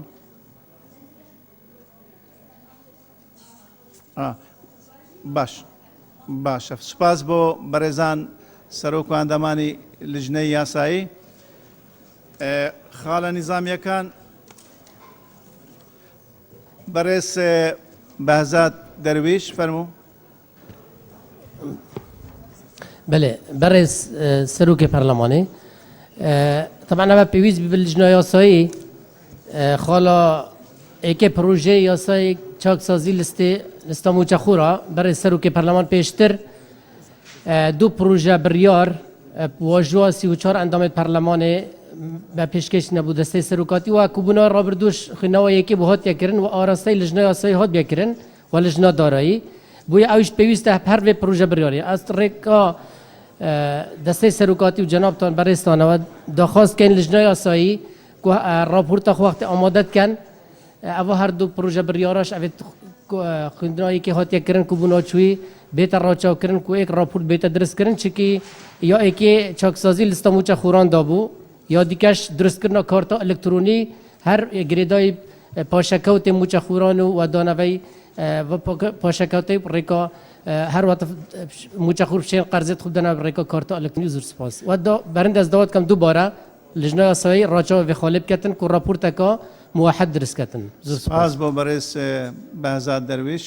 داواکی ڕەوایە. بەڕێز حەج کاروان بەڕێز سەرۆکی پەرلەمان من داوا کەمە و پرۆژەی کە حکومەت نردوێتی بۆ چاکسازی لە خانەنشین و موچە سیفەی استعجالی پێ بدەن بۆی بتوانین بە زووترین کات هەموار دەست پێ بکەین. سپاس بۆ بەڕێز حاجی کاروان. بەڕێز ئاری محەممەد تەرسین. زۆر سپاس بەڕێز سەرۆکی پەرلەمان من پشتیوانی یەکەم لە سەرنجەکەی بەڕێز کاک حاجی کاروان. بەڕێز سپاس. بەڕێزان پێشەوەی بەڕێزی تر داوای سفەتی استعجال بکەن حەز دەکەم بەرچاوڕۆنی هێوەی بەڕێز ئەم بە پرۆژە یاسایە پرۆژێکی زۆر گرنگە کاتی دەوێت تا ئەو لجنانە هەمویان بەدوادەچوونێکی باش بۆ بکەن خۆ باش حاضر بکەن. دووەم ئەو لجنانە راپۆرت ئامادە دەکەن راپۆرتەکان دەبێت یەک بخرێنەوە. ئەم بابەتە ینی بە پەلە سفەتی استعجالی بدەینێ بە زەرەری ئەم پرۆژە گەورەیە. ئەم پرۆژە گەورەیە تەسەوەر دەکەم هەمومان چاوەڕوانی فراکسیۆنەکان گشتیان ئیشیان تیا کردووە ینی پەرلەمانتاران دڵنیامە لجنە تایبەتمەندەکانی پەرلەمان مساهمێکی بەشدارێکی کارا بوون لە ئامادەکردنی ئەم پرۆژەیە. لەرەوە با لجنەکان ئیشی خۆیان بکەن و با ئیشەکە باش بیتن با چەند ڕۆژێک درەنگ بخاینیتن. سپاسان دەکەین. سپاس. خاڵی پێنجەم ئێستا بووە خاڵی دووەم.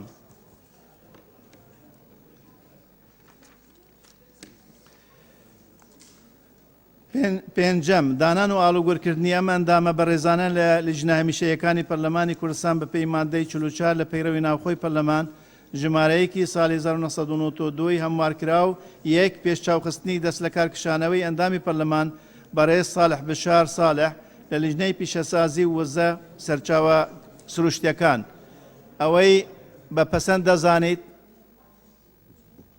بەبێ بێخینە دەنگدانەوە ئەوەی بە پەسەند دەزانیت دووبارە بکەمەوە پێش چاوخستنی دەست لە کارکشانەوەی ئەندامی پەرلەمان بەڕێز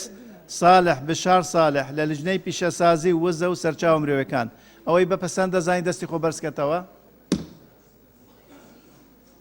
دەست لە کارکشانەوەی لە لیژنەی پیشەسازی و وەزە و سەرچاوە سروشتیەکان.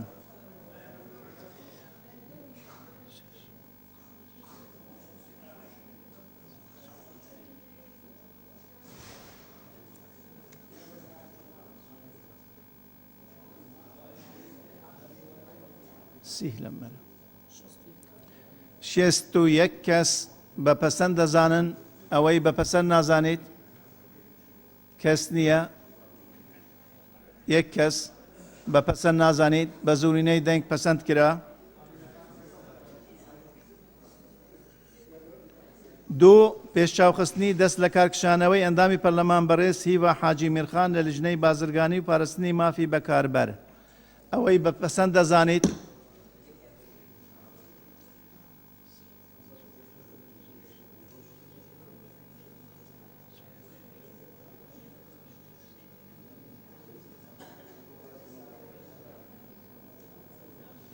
لێرە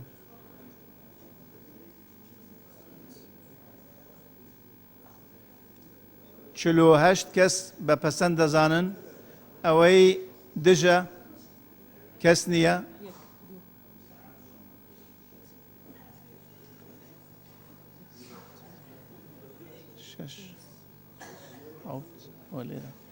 حەوت کەس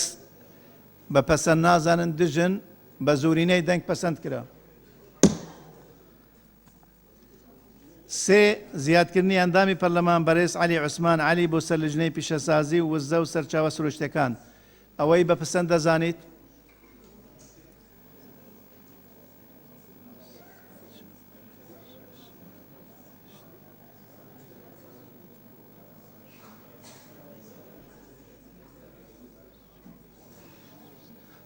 بیست و هەشت لێرە 28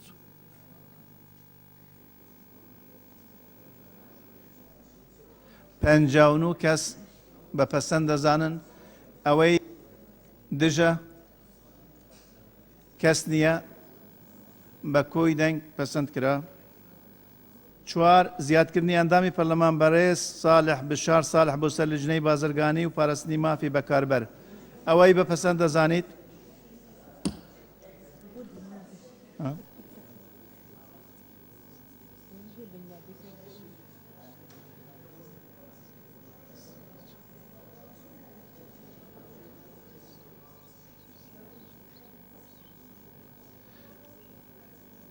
لێرە 28 29 29 کەس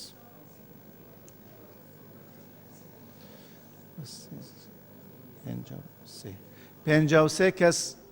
بە پەسەند دەزانن ئەوەی دژە کەس نییە بە کۆی دەنگ پەسەند کرا زیادکردنی ئەندامی پەرلەمان بەڕێز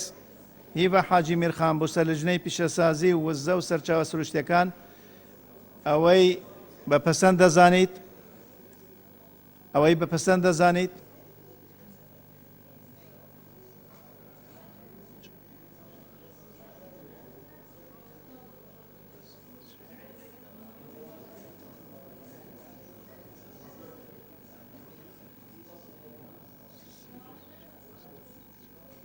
لێرە 50 کەس بە پەسەند دەزانن ئەوەی دژە بە پەسەند نازانیت یەک کەس دژە بە زورینەی دەنگ پەسەند کرا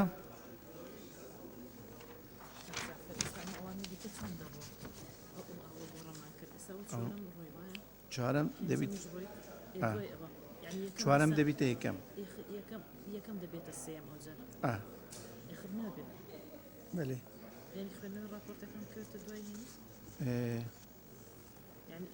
ئەوە ئێستا چوارەم یەکەمە راپۆرتەکانیش با بخوێنرێن ئەنجا یەکسەر مناقەشەکە دەست پێ بکات یعنی سێم و دووە پێشنیاری ئەوەی نەکرا لە راپۆرتەکان دوێ قانونەکەی بوو ئەوە ئەتون سیوتە لەوەکە وەڵڵا من چوارەم ببیتە یەکەم پێنجەم ببیتە دووەم و چوارەم دەبیت سیەم دەبیتە دووەم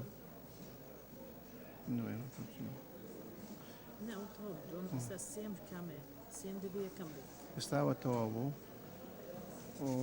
تەسەسولەکەەوە گۆڕاوە ئەوەش تەواو بوو گفتوگۆیەکە دەکرێت ئەنجا دوای خوێنەوەی راپۆرتەکانە نەوەڵە بە هەردوو راپۆرتیان بخوێنە نێجە بچینە گفتوگۆ دەبێت دیسان بەردەکان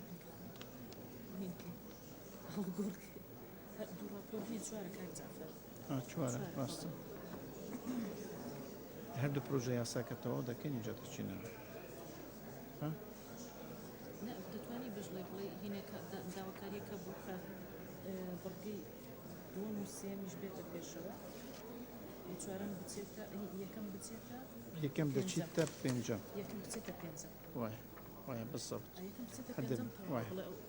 بەڕێزان داواکاریەک هەبوو پێنجەم بچیتە یەکەم بچیتە پێنجەم بەرگەی پێنجەم یەکەم بچیتە پێنجەم پێنجەم و شەشەم هەردوو پرۆژە ئەوەنە گفتوگۆنە بۆ ئەوەی کاتی دەخاێنن ئەوەی تر چوار راپۆرتمانەنە بەس بۆ خوندنەوەی و ئاگاداریەوەی بەڕێزە ئەگەر ڕەزامەندی بفەرمونون یەکەم دەبینە پێنجەم ڕازینە دەستم ئەوەی بەپەسەند دەزان دەست بەرزکەنەوە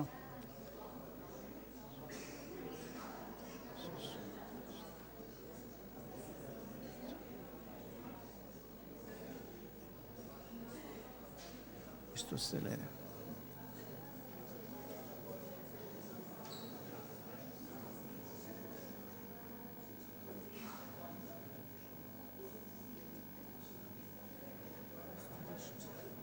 هەشت لەوێ 22 سێ لێرە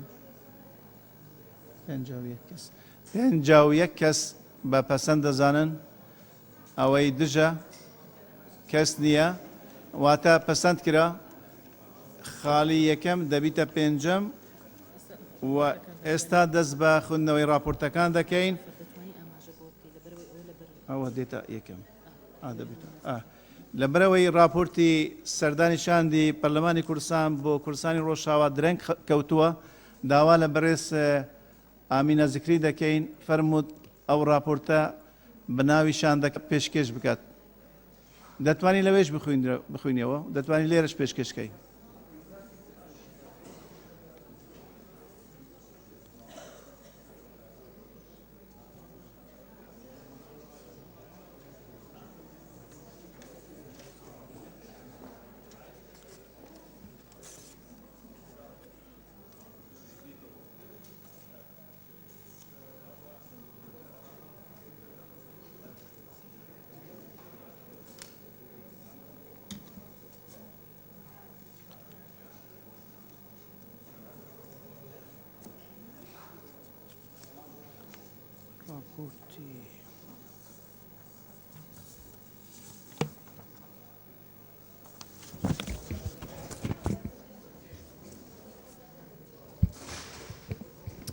ئەفدەمی هەوا باش.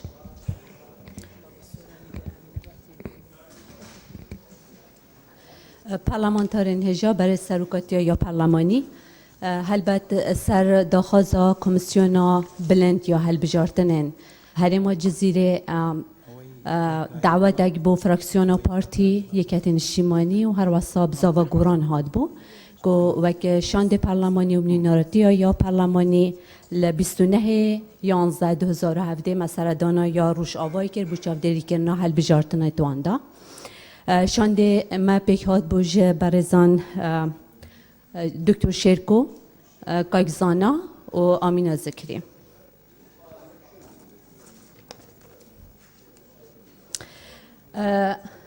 روژا ایکی یا سردان ما او روژا همان روژا که ما سردان کری ما جوین کل سنور سیمیل کاجلای برزان عبدالکریم عمرو سهم قربو هفسروکن وزارت یا در و یا روش آوا و شاندید گل دهاتی نپیشوازی کرن او سردانت که شاند پارلمانی کرین هر همان روش دا 29/11 لرمیلان شاند پارلمان کردستانی و هر وصا شانده که پارلمانتارن هدپه ما پیک و بوچاودری کرنه هاد بینه دعوت کرن گل کمیسیون ها بلند یا هل بجارتنن جزیره کم و بون و درباره چوانی و انجام دانا یا هجارتنا و میکانیزم انجام دانا یا حل بجارتنا و روی برناوه ما گفتگو کرد سر سیستم روی برناوان روژا دوی ما دست کار خوی کرد جه او سردانت کمک کرین هلبت برزان دیاره روش آوا مجیله پیک اینانا حکومت کنه بو هندجی مجلس کا تأسیسی پیک اینایا مجلس تأسیسی یا ساین بنگهین بروش آوای دانیدن اف مجلس از جه 106 کسا پیک تیدن که خانم هدیا یوسف هفسروکا مجلس تشریعیه و خانم فوزا یوسف یا دستا جیبجی کارم گل وان ام رینشینو درباره حل بجارتنا و روشا یا روش آوا و حکمرانی و چوانی یاره و چوناوه گل به مجلسه ما گفتگوه کابتر و تسل کرد روژا دوی کد بیتا 30/11 شاند پارلمانی پشتی کما گل کمیسیون قرار دای که بچاودری کرنا حل بجارتنا سردانا کوبانه بکن او جهمه حل بجان جبر او سمبولیک بونا یا کوبانه و برانو که شاند پارلمان کردستان سردان کوبانه کرد بو ما دخواست کرد که وقت جاودری کرنه برف کوبانه و بچیم شاند پارلمانی جلوی برس صالح مسلم و هفسرو که بری پیاده گل برزان فرهاد دیر که هفسرو که تفدمه ام هاتی نپشوازی کرن هر همان شب دا که شانده هدفشید گل مدابو گل کمیسیونا یا حل بجارتنن ین کوبانه ام کن و بوین دیسا سرچوانی ها انجام دانو میکانیزم ها انجام دانا یا حل بجارتنا ما گفتگو کرد دخوازم هندک رون کرنا بدم سر دابش بونا یا اداری یا روش آوا که حکومت نوکه یا روش آوا بسر چه اساسات یا دابش بون هلبت من آماجه پیدا که روش آوا مجیل پیکینان حکومت که فدرالن که جسه هرما جزیره که هرما جزیره جدو کانتونا پیکتید کانتونا قامشلو و کانتونا یا حسکه هرما فرات جه کانتونا کوبانه و گرسپی پیکتید و هرما افرینه جه کانتونا افرینه و شهبا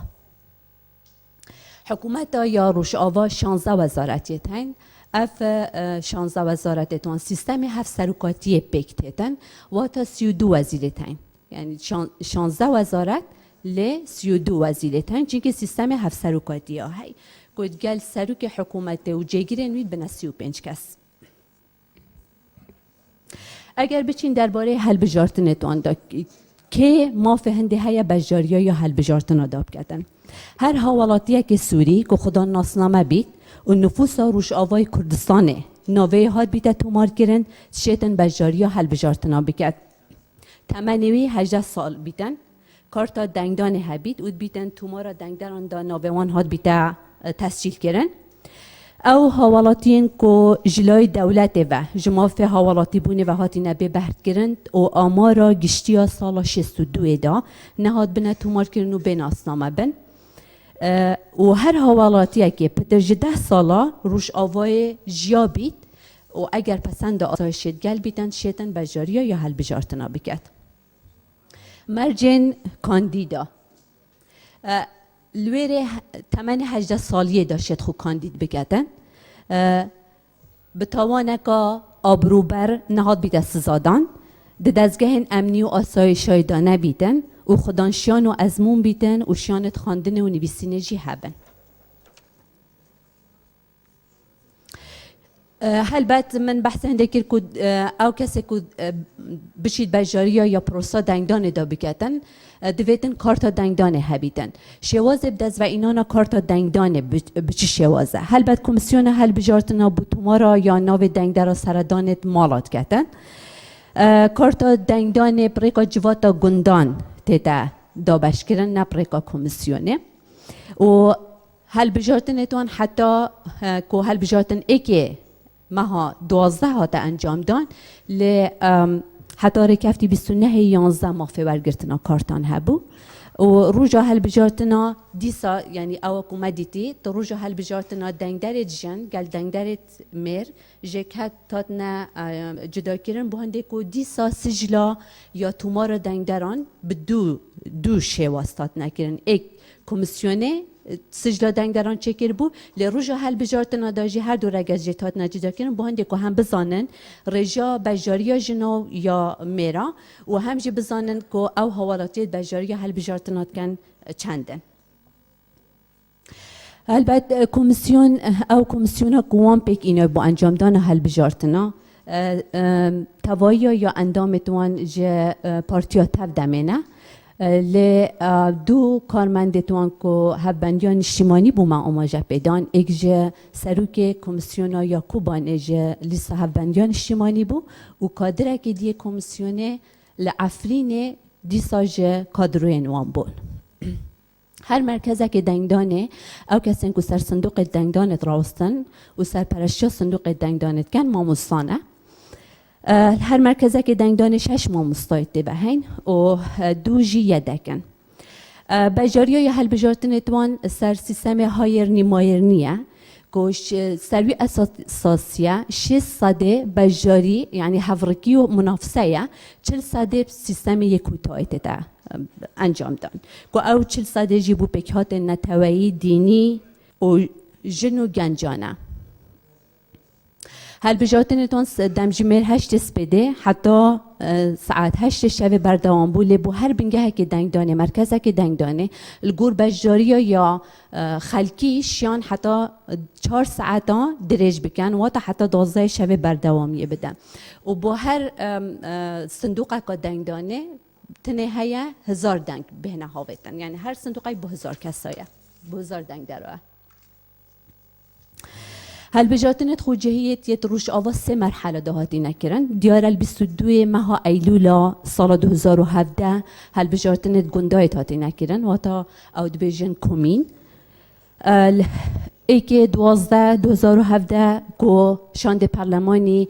چاودیری کردن هل بجارتنا دا بجار بو هل بجارتنت با جروانی ناحیه و کانتون هات نکرن و لما ها ایک یا سال بهجیده هل بجارتنت یت پارلمانی هی نکرن کو پارلمان وان دیجی 300 اندامه بکت لایک 12 شاند پارلمانی سردانای بنگه دنگدان الکوبانی کرن جاودیریا کاورد سر انجام هل بجارتنا مکر و ایواریا همان روزا امهاتین مرکزه که یه قامشلو و مرکزه که آموده مرکزه که ویریجی چاودیری کرد جماره دنگدار و مرکز دنگدانه و لیست بجاربوی لگور دابش بونایی داره هر ما فراته 155,000 کارت دنگدانه هاد بونه دابش کرن 206 بنگه تل بجارتنان هبون 153 مرکز لکوبانه و 107 مرکز لگرسپی هبون جمارا صندوق دنگدان 635 صندوق بون جمارا کاندیدان 1107 بربژیر بون کشوانا 95 بربژیر سربخو هبون لیستن بجدار بویل هرم فرات نتوا دموکرات 500 کاندید هبون لیستا وحده 126 کاندید هبون و لیستا یکتیا دموکرات و حزب چپ و کردیجی تدا بجدار بون الجريسبي لسه نتوا ديمقراط قال لسه يكاتيو ديمقراط وحزب الحدث بيكيفا 454 كانديد هبون وجمارا بجار بياند هل بجارتنا دا 85,000 دنگ دربون و هرمه لهرم جزيرة جمارا دنگ دران لگور بلافکنا کارتن دنگ دانه 600,000 کسبون جمارا بجار بوا 367,149 دنگ در بون و لیست بجار بوی هرم جزیره او لیستن کو بجار بون لیست نتوا دموکرات هفبندیان اجتماعی و هنده کسین سر بخوبون بنگه دنگ دانه دوانجی 862 بنگه بون هرم عفرینه جبر بارودوخه و یه امنی نشاین سرداناویره بکن به تایبتی که گفن هرش کرنا یا دولت دورو بر سر هبو هر ما عفرین جمهور دنگ درال گور بلاف کرنا کارتن دنگ دان 148,300 دنگ در هبون و بنگه هن دنگ دان 205 بنگه هبون لیست بجار بوی لیستا نتوا دمرات حزب وحده هفبندیان اجتماعی و لیستا کسن سر بخوبو لهر بنگه که دنگ دانه او حزبن کو بجاریا هل بجارتنا کرین نونیارتوان جیت بنگه دنگ دانه دا هبون تشت دی کو مویر تبینی کر او کسن نخیندوار بونینا کسا که عائله وان هاری کاریوان بکد بو دنگ دانه دویتن اندامن کمیسیونه هاری کاریا کسن نخیندوار بکد بو دنگ دانه دا هل بجارتن باش خلاص بون روژا دیتر کو 2 بو ما فردید کو هندک سردان دیتر بکن ما سردان حکومت روش آوایی کر کو جلای برای سروک حکومت عبدالکریم صاروخ و هندک وزیرتان و هاتین پیشوازی کرن بحث روشا هل بجارتنا و چوانیا رو بچوناوی ما گفتگو کرد و هر وسا هر دوره دا شانده هده پید گر شانده با شور کردستان ما پگی و کنگره که روزنامه وانیل دور پرسا یا هل بجارتنا کرن حواله نجات دیارت هل بجارتنا جیت روش آوادا کومکا یا احزاب بشجاریا هل بجارتنا دا نکربون بایکوتا یا بجارتنا کربون مجی وکشانت فردید که بچین سردانوان بکن و گهداریوان بکن اگر این بجار نبونوان پروسا یا هل بجارتن دا چه بویه جبرنده یعنی سر رای چاودری کردن هل بجارتن ما زوربه یا هزن سیاسیین یا روش آوای کردستانه کرین که 2 ما سردان انا کسی کرد جوینا کود گل انا کسی دا ما برزان سعود مالا نعمت داود طاهر سووک و لزگین حسن و عبدالصمد خلف برو پیشوازی شانده پارلمانی کرند مالا برز عبدالصمد خلف دا پیشی ما هو کارن بجار نبونا یا انا کسی بسیار کنین که بوچی بجار نبویند هل بجارتنا دا وان اگر این نبجار بونا خوب و چند خالق آزفراندن اما جدن که رگیری کرند کار سیاسی دا بوان هیا بارگاهن وان ین حزبیت آتی نگرتن نشن کار خوی سیاسی بکن و هر واسان گرتین سیاسیت های اوه شون سبب بون که نشاین بجاری هل بجارتنا بکن طبعا شانده پارلمانی خواست جوان کرد که کشن روش آواب دیالوگه چاره سر بکن گفتگوی چاره سر بکن البته انا کسی گفتگو رد نکرد گل گفتگو و دیالوگه بون لداخوازه هندید کرد که دویتن هندک شروط يعني هندك تشبه ناكرن دست به زندانی سیاسیتوان بهنه بردان و ریگری بارگایتوان بهنه یعنی ریگ بارگایتوان بهنه دان کو بشین بجاریا کار سیاسی بکن کار خوی سیاسی برداوامی بدن و دوی حالتی دا او ده کافنا گفتگو دیالوگ دا لاین دیتر کو مثلا دان وان که هفبندیان اجتماعی بو هفبندیان اجتماعی کو جلوی برزان صالح گد و نصرالدین ابراهیم اندام سرکردیاتی و هفبندی امهاتین پیشوازی کردن اف هفبندیش 5 بارتيين سياسي بيكتاتن كو البارتي حزب وحدة حزب تشابا ديمقراط اليسار وحزب وفاق وبارتيا شاكسازي بيكتاتن بجاريا هالبجارتنا وانا كربون پارتیا پیشورو اف پارتیا جی بجاریای حل بجارتنا نکربو جلای برس احمد سلیمان و اندام سرکردایت یا به پارتی ام هاتین پیشوازی کرن اما اگر این بجار نبونید حل بجارتنا دا کو جه بسیار کرن وان وگراندن بهنده کو بروی سبب بجار نبونه چون که بجدار نینن بریار سیاسی روش آوادا و آماجه دانه هنده که تنها لروش آوا یک حزب بریارد داد. جبر هنده به تیویه انجمنه که سیاسی پیگ بهتن که بریار سیاسی او انجمنه بداتن. جبر هنده جیوان به هنده زفراندن که بجار نبویند حل بشارتنا دا. هلبت بشی سردان تمیلان دی سیاسی مکرین ما پیویز دید که سردان پیادی بگین هم او داخازید که لاینت بجار نبوین هل بجارتنا دا بگین نه وانو داخازش پیادی جی بگین بکوونه گفتگوید گلوان لایانا برزان جلای شهوز حسن و امهاتین پیشوازی کرن سروک پیاده که تازه دست بکار بویه پشتی پیروز باهی کرن آمه با جنابوی هلبت ما داخاز جکر که ایک ریک به راگهاندن آزاد بهت دان و به تایبتی در فت بو او کانالت کو ریگری لهاتی نکرن کار خوبی کن بهت دان و هر وسان او گلایی و گازندین کو پارتین بجار نبوین هل بجارتنا هبون مگهاند نوان هلبت پشتی بخیرات نکای گرم و پیشوازی نکای گرم برس شاهوز آماجه دهنده کو دیالوگ رد نکن و او ریکندان بکار سیاسی بو انا کسی جی وگراندن بهنده کو او دستوری جی حکومت تا خو جهی روش آوا ورناگیرن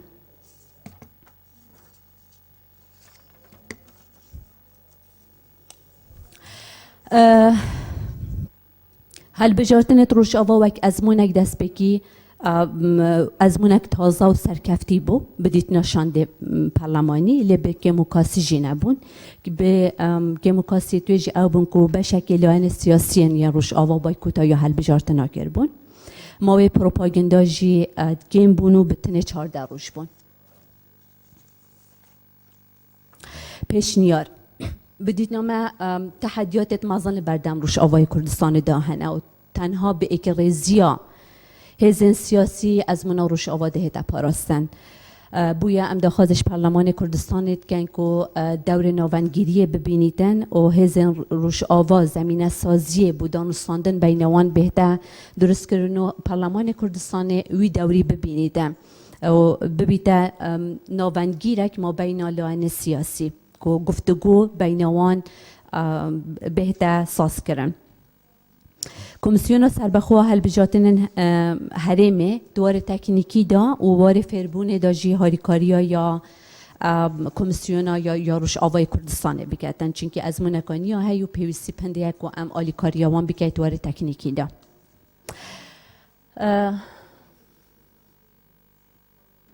البته نو سروک شانده از سپاسیا هر دو هفکارت خو برز زان عبدالرحمن و دکتر شرک و همه امین کم که وک یک تیم بگیانه که حوالینی و هفکاری امشاین سردانوی رو بکین و سردانه که گلک سرکفتیانه بو هر وسان سپاسیا برزان فات عبدالله و رباس آزاد هر دو نگیر و پیام نیراد کم که گل مدا گلک ماندی بون و هر وسان برزان سوران عثمان و آور حمید که ارکندوان گلمه دا گلک ریکوپیک بون و گلمه ماندی بون سپاس بو هوا و سپاس بو دستا سرکاتیا یا پارلمانیجه سپاس بو خنوی ام راپورتا للاین سروکی شاندکه خاتو آمین ذکری سپاس بو شاندکه کاک دکتور شرکو محمد امین کاک زانا عبدالرحمن سپاس بو ارکو ماندی بونتان بتأكيد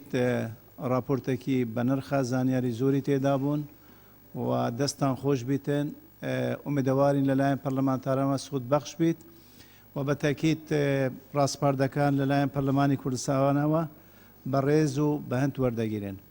استا خالکی نظامی که دکتور شرکو امان نازم ئامینەخان لە بیری چوویانە ئەوەی کە ئێمە نووسیویشمانەکە پەرلەمان پشتیوانی هەنگاوەکانی ئایندەیان بکات. ینی ئەوان قۆناغی سێمیشان لە پێشە و هەنگاوی تریشان لە پێشە هیوادارم وەکو لە پێشنیازەکانە تەسبیت بکرێت لە پرۆتۆکۆڵا کە پەرلەمانی کوردستان لە هەنگاوەکانی ئایندا پشتیوانی لە ڕۆژاوا بکە. سپاس بۆ ئەو تێبینیە بەڕێز کاک دکتۆر شێرکۆ محەممەد ئەمین بە تاکید پەرلەمانی کوردستان پێشترش ئەو هەلوێستەی هەبوو و بەردەوام دەبیتن. ئێستا داوا لە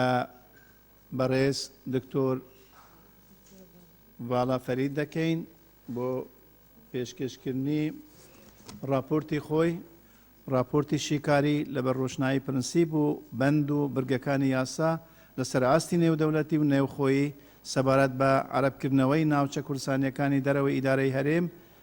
گوندەکانی ناحیەی سەرگەران وەکو نمونە لەلایەن حکومەتی عێراقی فیدرال بەڕێزیان بە ناوی لە فراکسیۆنی پارتی دیموکراتی کوردستان پێشکەش دەکات. فەرموو.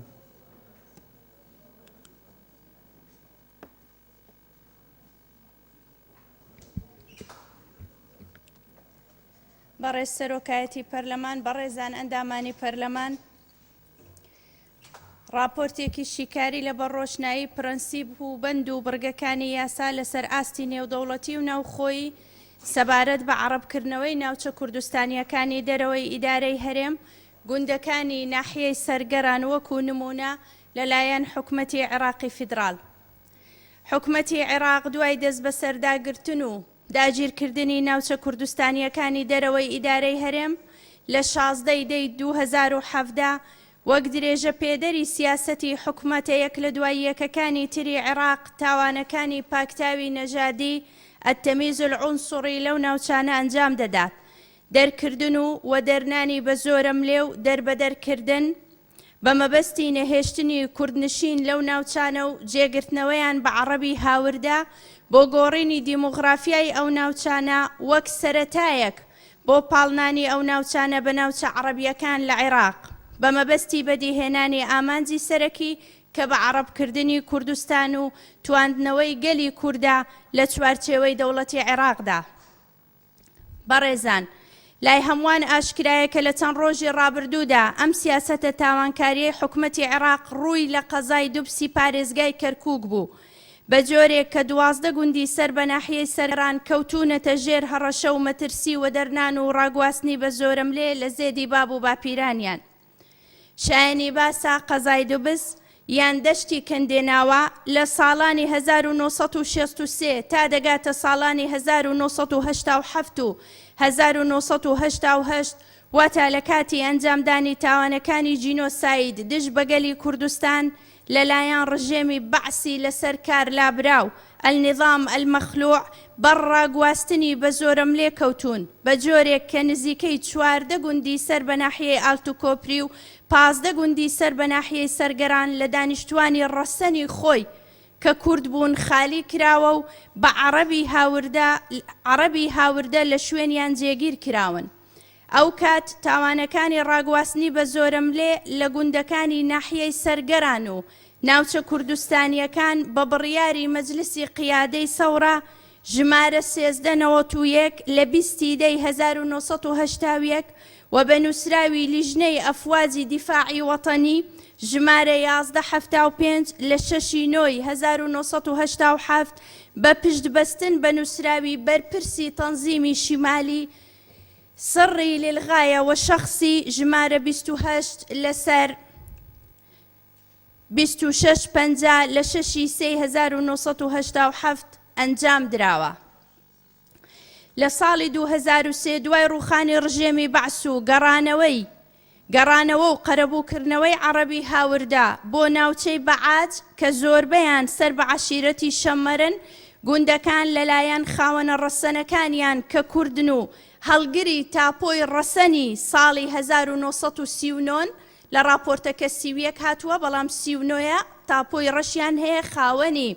تاپۆی ڕەشی ساڵی 1939 ئاوەدان دەکرێنەوە بەبێ ئەوەی قەرەبوو بکرێنەوە لەسەر ئەو تاوانە نێودەوڵەتیانەی کە لە دژیان ئەنجام دراوە. بەڕێزان، لە ئێستادا دوای تێپەڕبوونی دەیان ساڵ حکومەتی عێراقی فیدرال لەژێر سێبەری حکمی عسکەری تائیفی بە نووسراوی پارێزگاری کەرکووک بە وەکالەت ڕاکان سەعید عەلی بە ژمارە 40 لە 2/11/2017 کە ئاراستەی قایم قامیەتی قەزای دووبزی کردووە و بە نووسراوی ژمارە 45/94 کە لەلایەن هەمان پارێزگار بە وەکالەت ئاراستەی قیادەی عەمەلیاتی سەلاحەدین کراوە، داوا دەکرێت کە عەرەبی هاوردەی قەرەبوو کراوە لەسەر حیسابی قوربانیانی کورد فەرز بکرێن بەسەر ماڵ و موڵکی کوردەکان و کوردەکان دووبارە لەسەر ماڵ و موڵکەکانیان وە دەربنرێن لە ڕێگای تەبلیغاتی ڕەسمی کە تەنها ماوەی 3 ڕۆژ دەدا بە خاوەن ماڵ کە ماڵەکەی تەسلیم بە عەرەبی هاوردە بکە بە پێچەوانەی ڕێسا و یاسا ناوخۆیی و نێودەوڵەتیەکان و پێچەوانەی بڕگە و مادەکانی دەستوری عێراقی فیدرال.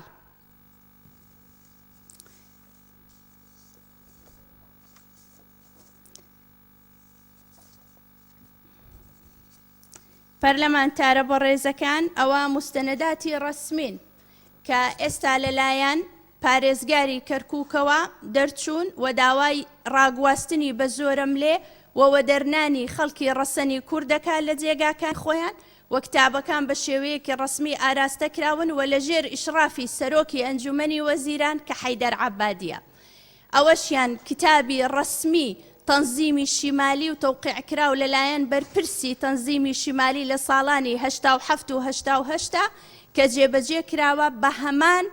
کار بە هەمان کردەوە بە هەمان تاوان داوای ڕاگواستنی بە زۆرم لێ و وەدەرنان و دەرکردنی خەڵکی ڕەسەنی ئەو ناوچانە دەکاتن. ئەمە تاپۆی ڕەشی خەڵکی و خاوەنی ماڵ و موڵکەکانی خۆیانن کە ساڵی 1939 واتە پێش ئیحسایەی ساڵی 57ش ئەوان خاوەنی ئەو موڵک و زەوی و زارانە بوون کە ئێستا لەسەروە دەردەنرێن.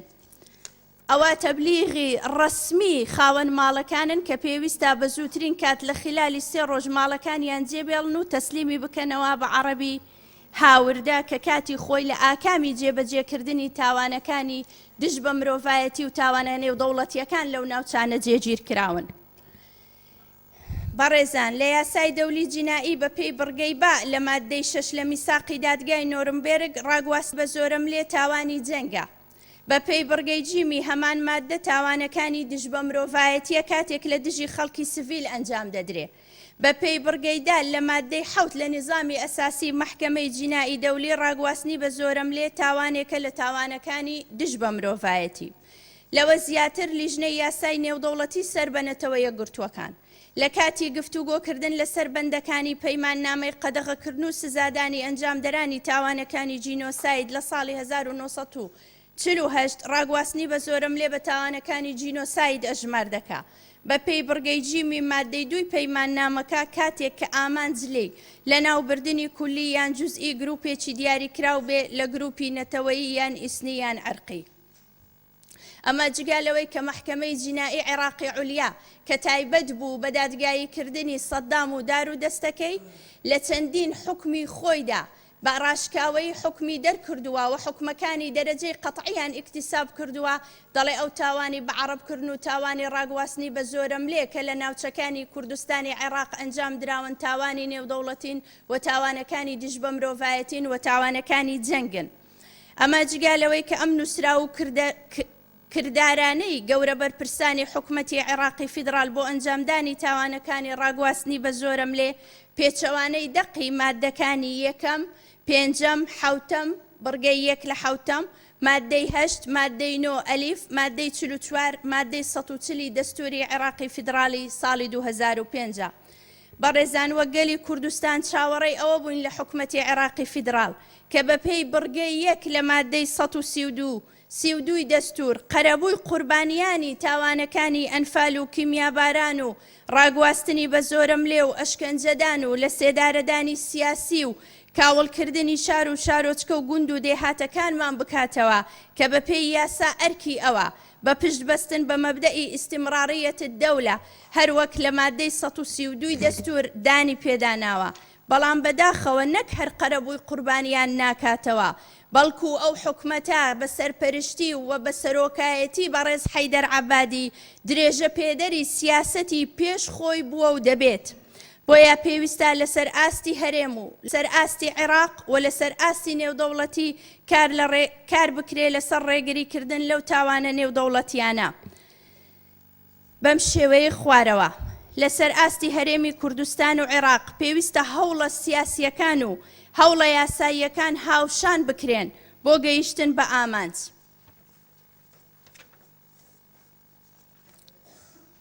یەکەمین هەوڵ کە پێویستە بدرێ لەسەر ئاستی پەرلەمانی بریتیە لە هەموارکردنەوەی یاسای سزادانی عێراقی ژمارە 111 ساڵی 1969 لە ڕێگای زیادکردنی تاوانەکانی جینۆساید، تاوانەکانی دژ بە مرۆڤایەتی، تاوانەکانی جەنگ بە پێناسەکردنیان و دیاریکردنی سزاکانیان لەژێر پرەنسیپی لا جەریمەوە لە عقوبە ئیلا بنەص. ئەویش لە ڕێگای پێشکەشکردنی پرۆژە یاسای هەمواری یاسای سزادانی عێراقی لەلایەن پەرلەمانتارانی کورد لە ئەنجومەنی نوێنەرانی عێراق لەلایەک و لەلایەن پەرلەمانتارانی پەرلەمانی کوردستان لەلایەکی تر. واتە پێویستە لەسەر هەردوو ئاسکاری لەسەر بکرێتن. هەم لێرە پرۆژە یاسا پێشکەش بکرێت کە ئامادە کراوە و تایبەت بێ بە تعدیلکردنی قانونی عقوبات کە تاکو ئێستا لەناو قانونی عقوبات ئێمە تاوانێکمان نییە پێی بڵێن جینۆساید، تاوانێکمان نییە پێی بڵێن تاوانی دژ بە مرۆڤایەتی، تاوانێکمان نییە پێی بڵێن تاوانەکانی جەنگ کە ئەو تاوانانە تاوانی سوڵتان بە ڕێزان ئەندامانی پەرلەمان. ئەو تاوانە نێودەوڵەتیانە کەسێکی ئاسایی ناتوانێت ئەنجامی بدا. ئەو تاوانە نێودەوڵەتیانە لەسەر ئاستی نێودەوڵەتی پێیان دەگوترێت تاوانەکانی دەسەڵات. تاوانی دەسەڵات واتە کەسێک کە دەسەڵاتدارە و حکوم بەدەستە و حکومڕانە لە وڵات ئەو تاوانانە ئەنجام دەداتن. خاڵی دووەم دەرکردنی یاسایەکی تایبەت بە دادگای باڵای تاوانکاری. دەرکردنی یاسای تایبەت بە دامەزراندنی دادگایەکی تایبەتمەند بە دادگایکردنی تاوانباران لەسەر ئەو تاوانە نێودەوڵەتیانەی کە ئەنجام دراون و ئەنجام دەدرێن. لە ڕێگای پێشکەشکردنی پرۆژە یاسای تایبەت بە دادگای باڵای تاوانکاری لەسەر هەردوو ئاستی پەرلەمانی عێراق و هەرێم. کاتێکە تعدیل ناکرێتن قانونی عقوبات، هەنگاوی دووەم دەتوانرێتن یاسایەکی تایبەتمەند نەک تایبەتمەند واتە مختص دابدرێتن لە هەرێمی کوردستان و لەسەر ئاستی عێراقیش. ئەو دادگایە بە پێی نظامی خۆی کارەکەی بریتی بێ لە دادگایکردنی تاوانبارانی جەنگ. تاوانبارانی جەنگ واتە ئەو کەسانەی کە تاوانە نێودەوڵەتیەکان ئەنجام دەدەن لە دژی هاوڵاتیانی خۆیان. سێەم داواکاری گشتی بە ئەرکی یاسایی خۆی هەڵسێ بە کۆکردنەوەی بەڵگەی پێویست لەسەر تاوانەکان و دۆکیومنتکردنیان بە پێی بڕگەی دووەم لە بەندی دووەم لە یاسای داواکاری گشتی ژمارە 159 ساڵی 1970 هەموار کراو. چوارەم جوڵاندنی سکاڵا لەبەر دەم دادگای فیدراڵی عێراق بە پێی بڕگەی 3 لە مادەی 93 لە دەستوری عێراق لەسەر تاوان و پێشێلکاریە دەستوریەکانی حکومەتی عێراقی فیدراڵ و بە زووترین کات داوای جێبەجێکردنی مادەی 132 دەستور بکرێ کە تا ئێستا حکومەتی عێراق خۆی لێ دەدزێتەوە و پێشێلکاریەکی دەستوری سەڕیحە. خاڵی پێنجەم پێکهێنانی لیژنەیەکی باڵا لەسەر ئاستی هەر سێ دەسەڵاتە باڵاکەی هەرێمی کوردستان، دەسەڵاتی یاسادانان و دەسەڵاتی جێبەجێکردن و دەسەڵاتی دادوەری بە مەبەستی دانانی ڕێو شوێنی پێویست بۆ ڕوبەڕووبوونەوەی دۆخەکە بە شێوەیەکی سیستەماتیک بە جۆرێک کە هەر دەسەڵاتە بە پێی تایبەتمەندی خۆی کار لەسەر کەیسەکە بکات و هەر سێ دەسەڵاتەکەش لە کاری یەکتر ئاگادار بن. لەسەر ئاستی نێودەوڵەتی هەرچەندە وەکو کورد بێهیوا بووین لەوەی لەسەر ئاستی نێودەوڵەتی و کۆمەلگای نێودەوڵەتی بجوولێت و دیفاع لە مافەکانی کورد بکاتن، بەڵام لەسەر ئاستی نێودەوڵەتیش بە موئەسسەساتی نێودەوڵەتی دەڵێن بە پێی یاسا ئەوە ئەرکی ئێوەیە. داواکارین لە ئەنجومەنی ئاسایشی نەتەوەیە گرتوەکان ڕۆڵ بجێڕێت لە جوڵاندنی تاوانەکان لەبەر دەم دادگای تاوانکاری نێودەوڵەتی بە پێی بڕگەی با لە مادەی 13 نظامی ئەساسی محکەمەی ناوبراو دەسەڵاتی جوڵاندنی کەیسی تاوانەکانی پێدراوە مەجلیسی ئەمن. دوو داواکارین لە دەوڵەتانی ئەندام لە نظامی ئەساسی محکەمەی جینایی دەولی ڕۆڵ بجێڕن لە جوڵاندنی تاوانەکان لە بەردەم دادگای ناوبراو کە بە پێی بڕگەی ئەلیف لە مادەی 13 نظامی ئەساسی محکەمە دەسەڵاتی جوڵاندنی کەیسی تاوانەکانیان پێدراوە. لە کۆتاییدا داواکارین لە ڕێکخراوە مرۆییەکان لەسەر ئاستی ناوخۆیی هەرێمایەتی نێودەوڵەتی کە ئامانجیان پاراستنی مافەکانی مرۆڤە کار لەسەر خستنەڕووی تاوانەکان و ڕێگریکردنی ئەم پێشێلکاریانە بکەن و لەلایەن دامەزراوەکانی هەرێمی کوردستان هاوکاری بکرێن. سپاس بەڕێز سەرۆکی پەرلەمان. سپاس بۆ بەڕێز دکتۆر ڤالا فەرید بۆ خوێندنەوەی ئەم راپۆرتە یاساییە بە نرخە و بەڕێزان هەمومان ئاگادارین کە هەوڵەکانی بە عەرەبکردنی هەندێک لە ناوچە کوردستانیەکان لە ئارادایە بۆیە بە ئەرکی پەرلەمانی کوردستان دەزانین بە دوواداچوونی وشیارانە وریانە بۆ ئەم هەوڵانە بەردەوام بیتن بۆ ئەوەی بتوانین لە کاتی پێویستدا هەڵویستی پێویست بنوێنین. ئێستا خاڵێکی نیزامی وایە کاک بیستم فایق ببوورە بە ڕێسەرۆکی پەرلەمان ئەگەر نیزامی نەبێ بەڵام لەبەرەوەی راپۆرتەکەی بەڕێز دکتۆرە ڤالا ڕەبتی بە لیژنەکەی منەوە هەیە تەوان دوای دەستخۆشی بەڵام هەموو ئەو بابەتانی باسی کردو بۆ ڕێگریکردن لە تعریب و بەردەوامی تعریب لە منتیقە کوردستانیەکان بە تایبەتی کەرکووک چ مەحکەمەی دەولی و چ ئەو بابەتە قانونیە دەولی و ناوخۆیانی باسی کردو من وازانم خاڵی گرنگ کە دەبوو ئەو باسی بکە و پەرلەمانی کوردستانی خۆشمان بە جدی کاری لەسەر بکە پارێزگاری کەرکووک مڵکی کووردە مڵک بە ماناکەی دەستکەوتی سیاسی کووردە و ئێستحقاقی کووردە زۆرینەی ئەنجومەنی پارێزگای کەرکووکیش کوردن و پێکهاتەکانی ناو کەرکووک و موسساتی گەورەی عراقیش لە بەغا چاوەڕێن ئێمە کەسێک اختیار بکەین بۆ پۆستە لە ڕاستیە ئەگەر ئەمەوێ ڕێ لە تعریبکردنی بەردەوامی منتیقەکان بگرین دەبێت یەکێتی و پارتی ڕوون بڵێم یعنی ڕازی بن ڕێک بکەون لەسەر دیاریکردنی کەسێک بۆ پارێزگاری کەرکووک کە پۆستەکە ئێستحقاقی خۆمان و دانیشتوین پارێزگارێکی عەرەبی بە وەکالەت لە ناو کەرکووک و لە دەرەوەی کەرکووک خەریکی ئەو بە زمانەی و زۆر سوپاس. سپاس بۆ بەڕێز بیستم فایق بەتەکیت ئەو بابەتەی جەنابتان باستان کرد بابەتێکی زۆر گرنگە و جددیە و هەوڵەکان ئێستا لە ئارادانە بۆ ئەوەی ئەو گرفتەی لە کەرکووک شەیە گرفتی پارێزگار ئەوەش چارەسەر بکرێتن بەڕێزان کۆمەڵە پێشنیار لەو راپۆرتە داهاتن داوا لە ئێوەی بەڕێز دەکەینەوە ئەو پێشنیارانە بە هەند وەربگرین پێکەوە بۆ ئەوەی کاری لەسەر بکرێت. ئێستا داوا لە بەڕێز ئەیوب عەبدوڵڵا دەکەم راپۆرتی لژنەی ناوخۆ سەبارەت بە بەم خۆپیشاندانەی ئەم دواییەی لە هەرێمی کوردستان بخوێنرێتەوە. ئەو کاتەی کاک ئەیوب تاخۆ حاضر دەکەت داوا لە کاکاری هەرسین دەکەم خاڵی نظامی. زۆر سپاس بەڕێز سەرۆکی پەرلەمان ئێمە تەمان لە پێشەوەی بەڕێز دکتۆر ڤالا ئەو راپۆرتە بە نرخە بخوێنێتەوە ناوی خۆمان نووسی بوو لەبەر یەک دووم لە حەزەمان هەیە لەسەر راپۆرتەکە حەزەکەین بیڵێن زۆر سپاس. سپاس بۆ بەڕێز ئاری محەممەد هەرسین ئەو راپۆرتە بۆ مناقەشە نییە هەر بۆ خوندنەوەیە خاڵی نظامی تر بەڕێز ڕێواز فایق. بەڕێز سەرۆکی پەرلەمان دوای دەستخۆشیم لە دکتۆرە ڤالا ئەوە راپۆرتێکە اختصاسی ئەینووسێ و دەستخۆشی لە یەکەم بەڵام پێشنیاری من ئەوەیە ینی ئەو پێشنیاری کاک بێستون هەر پێشنیارێکی تر کە پەرلەمانتاران ئەیکەن ئەم جۆهدە بۆی هەروانە ڕوا ببێتە پەستەنکراوی پەرلەمانی کوردستان و دواتر تەسنیف کرێ بەشێکی علاقی بە حکوومەتەوەی بنێرێ بۆ حکوومەت بەشێکی بەڕێکخراوانی و دەوڵەتەکانەوەی بەشێکی بە حیزب سیاسەکانەوەی و خۆی کە کاک بێستون باسیەکە زۆر ئاسایە جۆهدەکە کراوە ینی مناقەشەیەکی بکەین هەر کەسێکی ئیزافەی کراوە ببێتە پەستەنکراوی ئەم پەرلەمانە و دواتر بە ناوی پەرلەمانی کوردستانەوە دوای دەستخۆشی بۆ جۆهدەکەی دکتۆرە ڤالا بە راپۆرتەکەەوە بنێرێت بۆ ئەو لایەنانەوە زۆر سپاس.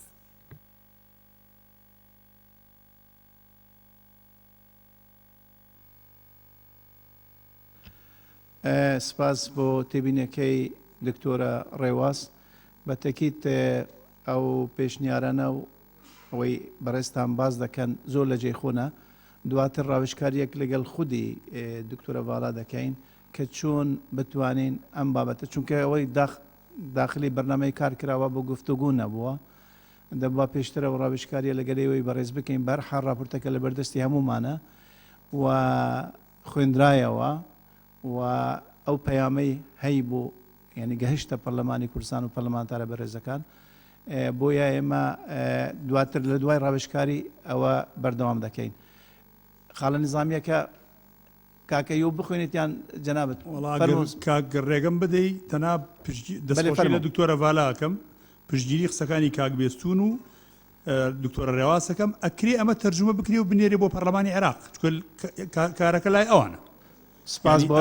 ئەمە سوودی هەیە کاتێک کە تەرجمە بکرێ و بنێر بۆ پەرلەمانی عێراق لە ڕێگەی نوێنەرەکانمان لە پەرلەمانی عێراق. سپاس بەتەکیت سپاس بۆ بەڕێز عومەر عینات بۆ ئەو پێشنیارە و ئەو تێبینیە بەڕێز سەیوب عەبدوڵڵا راپۆرتی لجنەی ناوخۆ دەخوێنێتەوە. بەڕێز سەرۆکایەتی پەرلەمانی کوردستان، بەڕێزان ئەندامانی پەرلەمانی کوردستان، بابەت راپۆرتی لیژنەی ناوخۆ سەبارەت بە خۆپیشاندانەکانی ئەو دوایینەی هەرێمی کوردستان. لەگەڵ دروستبوونی خۆپیشاندانەکاندا لیژنەکەمان بەردەوام لە پەیوەندیدا بووە لەگەڵ دەستگا ئەمنیەکان و بە مەبەستی بە دوواداچوونی ڕەوشی ئەوان و گیراوەکانی خۆپیشاندەران و بوونی هێزێکی زۆر لە ناو شارەکاندا لیژنەکەمان سەردانێکی بە پەلەی مەیدانی ئەنجامدا و ڕۆژی 24 دەی 2017 کۆبوونەوەمان لەگەڵ ئاسایشی سلێمانیدا ئەنجامدا. لە کۆبوونەوەکەدا هۆکارەکانی خۆپیشاندان و بەشداری چین و توێژەکان و ئەنجامدانی توندوتیژی لەلایەن خۆپیشاندەران و دەستگا ئەمنیەکانی شەوە گفتوگۆی لەسەر کراو. باسی ئەوەمان کرد کە گیراوەکان دەبێ مامەڵەی یاسایی و مەدەنیانەیان لەگەڵدا بکرێ و پەلە بکرێ لە ئازادکردنیان و پەلە بکرێ لە ئاساییکردنەوەی دۆخەکە و بڵاوکردنی هێزە سەربازیەکان بۆ گەڕانەوەی هێمنی و ئاسایش بۆ هاوڵاتیان. لە بەرواری 25/12/2017 کاتژمێر دەی سەر لە بەیانی لەگەڵ لیژنەی ئەمنی ڕاپەڕین لە ڕانی نیشتنمان ئەنجامدا. بە هەمان شێوە گفتوگۆمان لەگەڵ لیژنەکەدا ئەنجامدا و هەر لە کۆبوونەوەکەدا بڕیاریاندا گیراوەکان ئازاد بکرێن و ئەوانەی بڕیاری گرتنیشیان هەبوو بڕیارەکان ڕابگرن و هێزەکانیان بڵاوە پێکرد و دۆخێرانی ئاسایی بووە. و هەر لە هەمان ڕۆژدا کاتژمێر 2 دوایەوە لەگەڵ لیژنەی ئەمنی کۆیە دانیشتین و دوای گفتوگۆ لەگەڵ لیژنەکەدا سەردانی گیراوەکانمان کرد و دواتر لە کۆبوونەوەکەدا لیژنەکە بەڵێنیاندا کە گیراوەکان ئازاد بکەن و دۆخی کۆیە ئاسایی بکەن و دواتر جێبەجێیان کرد. بە هەمان شێوە لەگەڵ لیژنەی ئەمنی پشدەدا لە پەیوەندیدا بووین ئەوانیش گیراوەکانیان ئازاد کرد و ئەوانەی بڕیاری گرتنیشیان درابوو بڕیارەکانیان ڕاگرتن. بە درێژایی ڕۆژانی دواتریش هەر لە پەیوەندیدا بووین بۆ ئاساییکردنەوەی دۆخەکە و ئەوەی تێبینیمان کرد لەم بە دوواداچوونانەماندا ئەم خاڵانەی خوارەوەیە کە دەکرێت وەکو ڕاستپاردە ئاراستی حکوومەت بکرێ. یەکەمینیان خۆپیشاندەران لە هەموو چین و توێژەکانی تێدا بوو، بە تایبەتی موچەخۆران و گەنجان و لاوان و لایەنگرانی هەموو حیزب و ڕێکخراوەکانیش و بە تایبەتی تریش کە سوکاری شەهیدان و ئەنفالکراوان. دووەم دۆخی خەڵک لەو پەڕی خراپیدایە ئەگەر پەلە نەکرێت لە چارەسەرکردنی موچە و بەگەڕخستنەوەی پرۆژەکان بۆ کەمکردنەوەی بێکاری و پەلە نەکرێت لە باشکردنی خزمەتگوزاریەکانی کارەبا و ئاو و سوتەمەنی و کەمکردنەوەی بازە سەر خەڵکی ئەوە لە هەموو کاتێکدا زەمینەی دەستپێکردنی خۆپیشاندان هەیە و زەمینەی گۆڕانی ئاراستی خۆپیشاندانی شەیە بۆ بردننی بۆ ئاقاری توندوتیژی. سێمینیان دابشکردنی موچە لە کاتی خۆی دابێت و نەهێڵدرێت لە 30 ڕۆژ زیاتر تێپەڕێت. چوارەم وەڵامدانەوەی حکوومەت بۆ خۆپیشاندانە هێمن و مەدەنیەکان و بە دەنگەوەچوونی داواکانیان بۆ ئەوەی هانی خەڵک بدەن کە پەنا بۆ توندوتیژی نەبن، وەکو بایکۆتی فەرمانبەران و مامۆستایان بۆ پێدانی موچەکانیان کە ئەو کاتەی لە مامۆستایان و موچەخۆران بایکۆتی دەوامەکانیان دەکرد پێویستە حکوومەت لەو کاتانەدا بە پەلە بە دەنگ داواکانیانەوە بچێت بۆ ئەوەی خەڵک بێ ئومێد نەبێ و ڕەشبین نەبێ کە لە دەربڕینی هێمنانەی خۆی لە داوای هێمنانەی خۆی کە داواکانی جێبەجێ ناکرێت و پەنا ببا بۆ توندوتیژی. و پێویستە پۆلیسی چالاکیە مەدەنیەکان بە تەنیا ناتوانێت کۆنتترۆلی خۆپیشاندانەکان بکەن بۆ نەهێشتنی دیاردەی بەسەربازیکردنی شارەکان و نەبردنی هەمەر و باجەت بۆ ناو شارەکان. پێویستە میلاکاتی پۆلیسی چالاکیە مەدەنیەکان زیاد بکرێ بۆ ئەوەی ئەوان مامەڵە لەگەڵ خۆپیشاندەران بکەن و ڕوبەڕویان ببنەوە.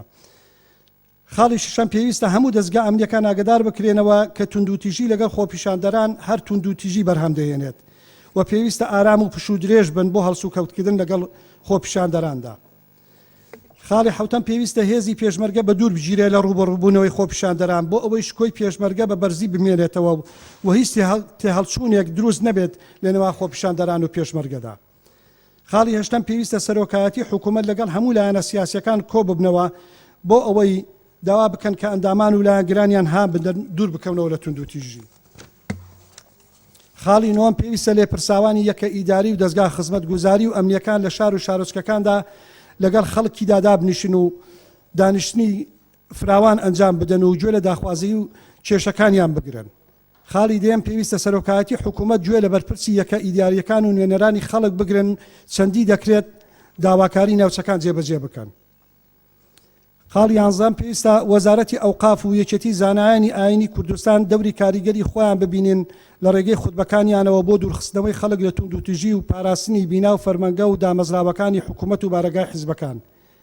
دوانزەهەم پێویستە وەزارەتی ڕۆشنبیری لە پەیوەندی بەردەوام دابێت لەگەڵ ڕگەیاندن و ڕاگەیاندنکاران بۆ پەرەپێدانی فەرنجی ناتوند و تیژی و ئارامکردنەوەی دەرونی خۆپیشاندەران.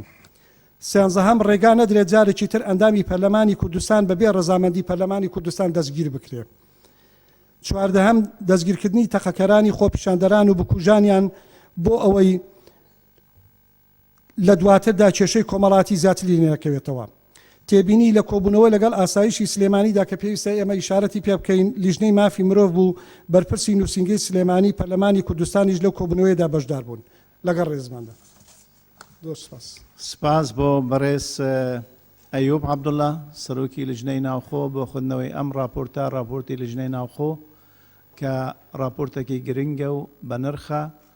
ڕاستپاردەکانش بە تاکی لەلایەن پەرلەمانی کوردستانەوە بە هەند وەردەگیرێن و ئاڕەسە دەکەین بۆ حکوومەتی هەرێمی کوردستان بۆ ئەوەی ڕەچاوی بکەن. ئێمە دوو خاڵی نیزامیمان هەنا، خاڵێکی نیزامی کاک ئاری محەممەد تەرسین، دواتر کاک سۆران عومەر. زۆر سپاس ڕێسەرۆکی پەرلەمان. نازانم یعنی لەمەشیانە بەڕێستان نیاستان نییە ڕێگەمان بن کە ئەو ملاحەزاتانی کە هەمانە لەسەری لەبەری هەم راپۆرتەکەی بەڕێز دکتۆر ڤالا هەم ئەم راپۆرتەی بەڕێز کاک ئەیوب و لیژنەکەی ئەبن بە دیکۆمنت بە ناوی ئەم پەرلەمانەوە دوای ئەرشیڤەکرێن. معناوێ هەریەک لەم بەڕێزانی کە لێرە دانیشتون ئەگەر لە لیژنەکەی بووبن و نەبووبن بەشێکن لەو ڕاستپاردانە. بۆیە حەقی خۆمانە ئەگەر جەنابتان ڕێگە بفەرمونون کە ملاحەزەمان هەیە لەسەر ئەم راپۆرتە لەو پێشخۆنومانەتەوە خۆمان ماندوو کردووە، ئێمەش حەقی خۆمانە کە بۆ چوونی خۆمان بڵین. زۆر سپاس. کاکاری ئەوە دیارە هەر بابەتێک لە بەرنامەی کاردا بۆ گفتوگو نەبیت گفتوگۆی لەسەر ناکرێت. هەموو لیژنەیەک ڕاستپاردەی خۆ دەنووسێن، ڕۆژانەش پێشنیار بۆ ئێمەتێن لە دەستەی سورەکاتی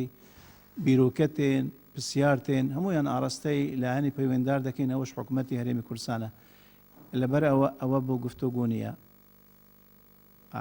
کاک سۆران عومەر فەرموو. بەسەرۆکی پەرلەمان خەلەلێکی پەیڕەوی هەیە لە پێشکەشکردنی ئەم راپۆرتانە بە ناوی لیژنەوە یا بە ناوی هەر پەرلەمانتارێکی بەڕێزەوە. ئەمە کە بە ناوی راپۆرتی لیژنەوەیە تەنها راپۆرتی سەرۆکی لیژنێ و واژۆی بەڕێز کاک ئەیوبی لەسەر وەک سەرۆکی لیژنە بە پێی پەیڕەوی ناوخۆ راپۆرتی لیژنە دەبێ واژۆی نیسابی قانونی ئەندامانی لەسەر بێ. ئەمە وەکو تێبینی یەکەم. تێبینی دووەم راپۆرتەکە دەستیان خۆش بێ. ئێمە لە یەکەم قۆناغ لە سلێمانی کە بەڕێزیان تەشریفیان هێنا لە 24/12 لەگەڵ دەستگای ئاسایشی سلێمانی کۆبوونەوەیەکی چەند کات ژمێریمان کرد لەسەر ئەو دۆخانە. ئەوەی کە لە راپۆرتەکە ئاماژەی پێ نەکراوە شەهیدکردنی 3 هاوڵاتی خۆپیشاندەرە، دوانیان لە ڕانیا و یەکێکیان لە شاری کۆیەکە بەداخەوە بریندار بوو لەو ڕۆژانەی پێشوو گیانی سپارد. جگەلەوە بەداخەوە کە وەزارەتی ڕۆشنبیری بڕیارێکی بووە هۆی ئەوەی کە هەڵبکرێتە سەر کەناڵی NRT و پەکی بخرێەوە تێک بشکێنرێ و بە شێوەیەکی زۆر نایاسایی مامەڵەگەی لەگەڵ بکرێ. خاڵی سیان کە زۆر جێگەی نیگەرانیە پەرلەمانتارێکی ئەم پەرلەمانە دەستگیر کرا کە خاوەنی پارێزبەندیە بە هیچ شێوەیەک ئاماژەی پێ نەکرا و ئەم پەرلەمانە بەڕێزە دیفاع لە پەرلەمانتارەکانی خۆی نەکایتر دیفاعی لە خەڵک چۆن پێکرێ. لە راپۆرتەکە هاتبوو و باسی کرد دەستی لیژنەکە خۆش بیت. ئەو تێبینیای جەنابەت باست کرد ئەوەی شکلی کە تەنیا کاکە ئەیوب ئیمزای کردووە بە ناوی لیژنەی ئیمزای کردووە، بەسەوە دەربڕینە لە بە ناوی لیژنەی ناوخۆ پێشکەش کراوە. سپاسی دەکەین دووبارە. بە تاکید ڕاستپاردەیە. ئێستا داوا لە کاک ئاری دەکەین بەڕێز ئاری عەبدوڵەتیف یاداشتێکی پێشکەش بەم دانیشتنە دەکەتن بە ناوی فراکسیۆنی بزۆتنەوەی ئیسلامی کوردستان. ببوورە یاداشتی هەر بەڵێ فەرموو. کورتە وتارێکە هەروە حەزم کرد لە سەرەتاوە ئاماژەی پێ بدەم وەک ئەوەی دوای دکتۆر شوانی ڕەحمەتی دانیشتوم لەسەر کورسیەکەی بەسپاسەوە. بەناوی خوای بەخشندەی میهرەبان بەڕێز دەستی سەرۆکایەتی پەرلەمانی کوردستان، بەڕێزان ئەندامانی پەرلەمانی کوردستان، لەژێر ڕۆشنایی ئاەتی پیرۆزی وەقیفوهم ئینەهم مەسئولون ڕێم بدەن بە ناوی فراکسیۆنی بزوتنەوەی ئیسلامیەوە چەند خاڵێ ئاماژە پێ بدەم. وێڕای سپاسگوزاریمان بۆ دەستەی سەرۆکایەتی و ئەندامانی ئازیزی پەرلەمان بۆ ئەو پرسە هاوسەوزی و سازبەندی بۆ شەهیدی پەرلەمانتار دکتۆر شوان قەڵازەییتان ساز کرد دووبارەی درێژەدان بە بەرنامە و کار و یاداشت و هەڵوێستەکانی دکتۆری خەمخۆر و پەرلەمانتاری کۆچکردو بە پرۆژە و خزمەت بە یاسا و دادوەپەروەری و دڵسۆزی بۆ گەل و خاکی کوردستان ئەسەلمێنین. بەڕێز دەستی سەرۆکایەتی پەرلەمان پاراستنی سەلامەتی یاسا و چاودێری کارەکانی حکوومەتی هەرێم و ڕێگریکردن لە بەهەدەردانی سامانی گشتی و فەسادی سیاسی و ئیداری وەک فراکسیۆن لە بەرنامە و ئەجێنداماندا بێ. ئاسایشی نیشتیمانی و نەتەوەیی و گەڕانەوەی ئینتیما بۆ کوردبوون و پاراستنی یەکپارچەی خاکی کوردستان و هاوبەندی و یەکڕێزی گەلی کوردستان و هەموو هێزە سیاسیەکان ئامانجمانە. لەم هۆڵە پیرۆزەوە جاڕی یەکبوونی نیشتیمانی ئەدەین و دەستی ئێمە بۆ ئاشتەواوی و یەکگوتاری لە پێناو سەرخستن و گەشتن بە بەرژەوەندیە باڵەکانی گەلی کورد لە هەموو دەستێک نزیکترە بۆ دەستگوشین. بەڕێزان دەستی سەرۆکایەتی پەرلەمان ئەندامانی ئازیزی پەرلەمانی کوردستان ئەرکی ئیمانی و ئاکاریمانە وەک فراکسیۆنی بزوتنەوەی ئیسلامی هەم پەرلەمان و هەمیش دەسەڵاتی جێبەجێکردن و دادوەری و کۆمەڵگەی کوردستان لەم ئاریشە خراپە ڕزگار بکەین بە نرخی قوربانی خۆشمان بێت. ئامادەین بۆ پاراستنی ئەم قەوارە کوردستانی باشوور و گەشتن بە دەریچەیەک ئەویش بە ئەجێندا و کارنامەی سواو نا بە موزایادە و نیفاقی سیاسی نا بە بەدگومانی بوون لە ئایندەخوازی سربەخۆی و گەشەی سیاسی و ئابووری ئەم وڵاتەی هەمومان نا بەڵکو بە مۆدێل و پارادایمێکی مانیفێست نەکرا و کە تا ئەم ساتە هیچ لایەن و فراکسیۆن و کەسێک بە ڕۆح و جەستەیەکی ئینتیماخوازیەوە ئەدای نەکردووە کە ئەویش وازهێنانە لە عەقڵمەندی کۆنکرێتی حیزب و دوورکەوتنەوە لە سەرەتانی بوونی ململانەکان لە پێناو بەرژەوەندی من بەش بە حاڵی فراکسیۆن دەستی حیزبەکەی خۆم ئەبڕم ئەگەر بێوێ ئانارشیزمانە دەخالە لە کاری پەرلەمان و بە دامەزراوەی کردن و سەروەری یاسا و بەجێگەیاندنی عەدالەتدا بکات. بە تکاوە داواکەم ئەم ماوەی کە تەمەنی پەرلەمان ماوە با بە یەک پاکێز و بەدەنگی تەواوی فراکسیۆنەکان جاڕی چارەسەر بدەین و مەیدانی هەم خۆمان و هەمیش حکوومەت بخینە بەردەم دادگای ویژدان و دەستبەجێ دڵی خەڵک خۆش بکەین و نەیاریش لەو دی و سنوورەکانەوە سەراسیمە بکەین دڵنیاین کە ئەتوانین. هەڵبژاردننی پێشوەخت و پێشێنانی کابینەیەکی نوێی دڵخوازی خەڵکیش بە هەڵبژاردنێکی پاک دیسانەوە لە هەموو خیارێکی تر باشترە و ئیتر دوجار پەرلەمانی نوێ و حکوومەتی نوێ بەرپرسن لە داهاتووی خەڵک و خاکی هەرێمی کوردستان. بەڕێز دەستی سەرۆکایەتی پەرلەمان دوو خاڵی زۆر گرنگ کە دوو خاڵی زۆر هەنووکەییە. یەکەم لەم قۆناغە زۆر خراپەی خەڵکی کوردستانە تکایە با پەرلەمان خۆی خەریک نەکات بە پرۆژە و بڕیار و یاسای دوور لە بژێوی و کاری هەنووکەیی وەک موچە و خزمەتگوزاریە هەرە لە پێشینەکان. خەڵک تەحەموڵ ناکا و پێویستە پەرلەمان بە ئەدای کاری خۆی هەستێ و لانی کەم بە هاوبەشی لەگەڵ حکوومەتدا سێ لیژنە دروست بکات. لیژنەی چارەسەری خێرا یان ژووری بەدەمەوە چوون یان هۆبەی تێپەڕاندن لەم ماوەی کە پەرلەمان تا هەڵبژاردن بەدەستێوێری. دووەم بەپێی مادەی 16 لە پەیڕەوی ناوخۆ پێویستە هەم دەستەکار کێشانەوەی هەر ئەندامێکی دەستە و هەمیش هەڵبژاردننی ڕاستەوخۆ لە یەکەم دانیشتنی پەرلەمان جێبەجێ بکرێ. تکایە هەستن بەو کارە یاساییە و کەسێک لە شوێنی سەرۆکی پەرلەمانی دەستەکار کێشاوە دەستنیشان بکەن. زۆر سپاس. سپاس بۆ بەڕێز ئاری عەبدولەتیف بۆ ئەم یاداشتە و بۆ ئەم پەیامە و ئەم هەستە بەرامبەر پەرلەمان و یەکڕێزی و کۆدەنگی دەستان خۆش بیت. کاک شێرکۆ دکتۆر شێرکۆ خاڵێکی نظامی هەیە دواتر پشووەک وەردەگرین بۆ ماوەیەک تا سێونی فەرموو.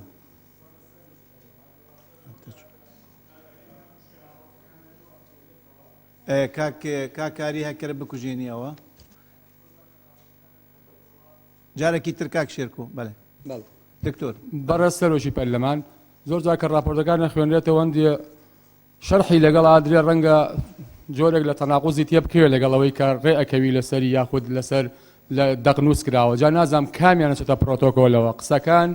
یا ئەوەی کە با بڵین گروپەکە لەسەری ڕێکەونەوانە چونکە ئەوەی کە پەیوەندیدار بێ با بڵین بەوەی ڕۆژ ئاوا کێشە هەرە سەرەکیەوەیە با بڵین ئەنە کەسە خۆی ئەترا بەو خۆ بەڕێوەبەرەتیە ناکات و ئێمەش لە ڕاستیا هیچ ئەنی تاگلیانە قسەکان ماوەرگرتووە با بڵین ئێمە سەردانی سژنێکمان نەکردووە بۆینەکان وە هیوادارم ئەگەر دوایی دانیشینەوە ئێمە بەیەکەوە یاخود چۆن پێمان بڵێن کە ئەوە چۆنە و چۆنیە و سپاس ئەوەی دەخوێندرێتەوە ئەوە دەشتە پرۆتۆکۆل دەست خۆش بیتن بەڕێزان خاڵێکی نظامی ئامینە خان فەرموو برای سروک پارلمانی یعنی حق نینه که شرکو و موضوع ایستاره کن ما پیگی باید ریش نخوانه بالعکس او تشتکو انا کسی گویی ما نیباوند راپورت دا جه نگرتیم ما بشیوه زکی گشتی و رکافتن ماید گل داری جبران دی پیوستی پنده نکاتن ویرون کنیم بله زور سپاس برس خاتو آمینا ذکری برزان کتایی باو شوک وردگرین و او ارکوماندی بونتان جگای ریزا او شاندی چوارو شاوا پێویست بە گفتوگوی زیاتر ناکە لەسەر ئەو بابەتە پرۆتۆکۆلەکە دیارە ئیترش دەوڵەمەندکردنی ئەو بابەتە جۆ لە ئێوەش دەگرینەکە پێویست بوو تا سێونی و باشە سێونی و ئەکە سێونی و باش نەبوو دەکەینە چوارکەم چارێکێک فەرمۆن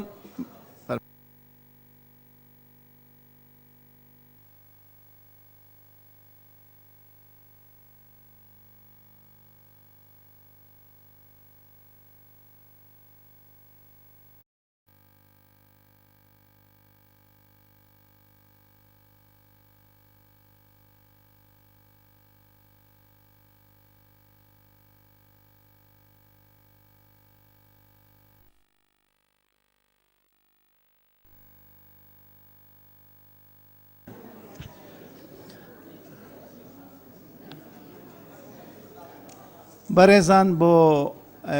خاڵی پێنجەم گفتوگۆکردنی پرۆژە یاسای ڕێکخستن و چاندن و گواستنەوەی ئەندامانی جەستەی مرۆڤ ئەو پرۆژە ئەو بابەتی گفتوگۆ پرۆژە یاسایە ئەوە بڕیار بوو بەڕێز وەزیری تەندروستیش لێرە ئامادە بیت پێشتر ئاگادار کرابوو ئەمڕۆ لە ڕێگای ئەنجومەنی وەزیرانەوە ئاگادار کراوین ئێمە کە وەزیری بەڕێز لە مولەتی فەرمیدایە و ناتوانیت لە دانیشتنی ئەمڕۆدا ئامادە ببیتن و لەسەر ئەم گفتوگویە بەڕێزان لە داوا لە ژنی یاسایی دەکەن پێشتر ڕێی خۆیان بە ئێمە گەاندووە بەس حەز دەکەین ڕێی خۆ بە ئێوەش ڕابگەینن سەرۆکی هەر چوار لژنە دیارە ڕێیەکی یەکگرتووان هەیە بەڵێ بەڕێز سەرۆکی لژنەی یاسایی فەرموو بەڕێز سەرۆکی پەرلەمان ئێمە پێمان باشە یاساکە بە حزوری بەڕێز وەزیری پەیوەندیدار دەنگی لەسەر بدرێتن بۆیە پێشنیار دەکەین کە تەجیل بکرێتن گفتوگۆ لەسەر ئەو بابەتە بۆ جەلسەی دادێ سپاس بۆ بەڕێز سەرۆکی لژنەی یاسایی بەڕێز سەرۆکی لژنەی تەندروستی خاتو زلفا بەڕێز سەرۆکی پەرلەمان من پێم وایە هەرچەند لیژنەی یاسایی باشتر زان بەڵام ئەو مادانە مادەی یاساین لەوانەیە پێویستی بە وەزیری تەندروستیش نەبێ و ئەمە پرۆژەی ساڵی 2015ە کە جگە لە بڕگەی سزاکانی هەم بڕکانی تری پەسەند کراوە ینی دەتوانم بڵێن ببورم بەڵام تا ئێستا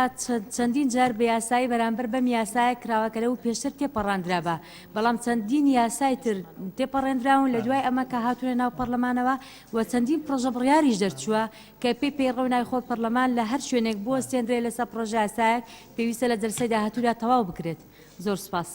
سپاس بۆ بەڕێز سەرۆکی لژنەی تەندروستی بەڕێز سەرۆکی لژنەی وەقاف دکتۆر سیراج بەڕێز سەرۆکی پەرلەمان ئەندامانی پەرلەمانی بەڕێز من هاوڕام لەگەڵ دکتۆرە ڤاڵا لەبەرەوەی بابەتەکە تەواو چەند یاسایی بی ئەوەندەش بابەتەکی تەندروستیە پێویستە لایانی پەیوەندیدار ئامادە بیتن و هەروە زیاتر ئامادە باشی بکرێ من ڕام لەگەڵ دکتۆرە ڤاڵایە بۆ ئەوەی بابەتەکە تەزیل بکرێت لە بۆ کاتێکی تر و سپاس سپاس بۆ بەڕێز دکتۆر سیراج بەڕێز سۆران عومەر سەرۆکی لژنەی مافی مرۆڤ بەڕێز سەرۆکی پەرلەمان منیش هاوڕام بەوەی کە بەڕێز وەزیری تەندروستی ئامادە بێ و کاتە قسە لە بابەتەکە بکرێت سوپاس بەڕێزان ئەندامانی پەرلەمان ئێمە دواخستنی ئەم برگەیە بۆ دانیشتنی داهاتوو دەخەینە رنگدان هەردوو برگە پێکەوە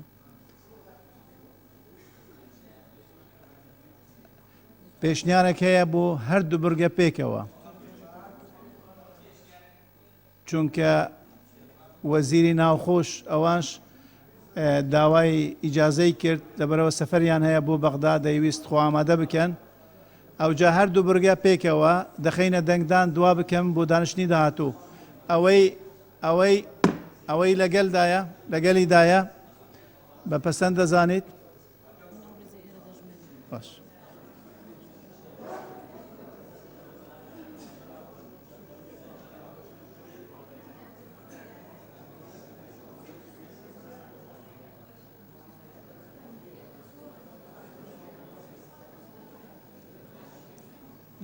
لایم 65 نه 65 15 55 کەس بە پەسەند دەزانن ئەوەی دژە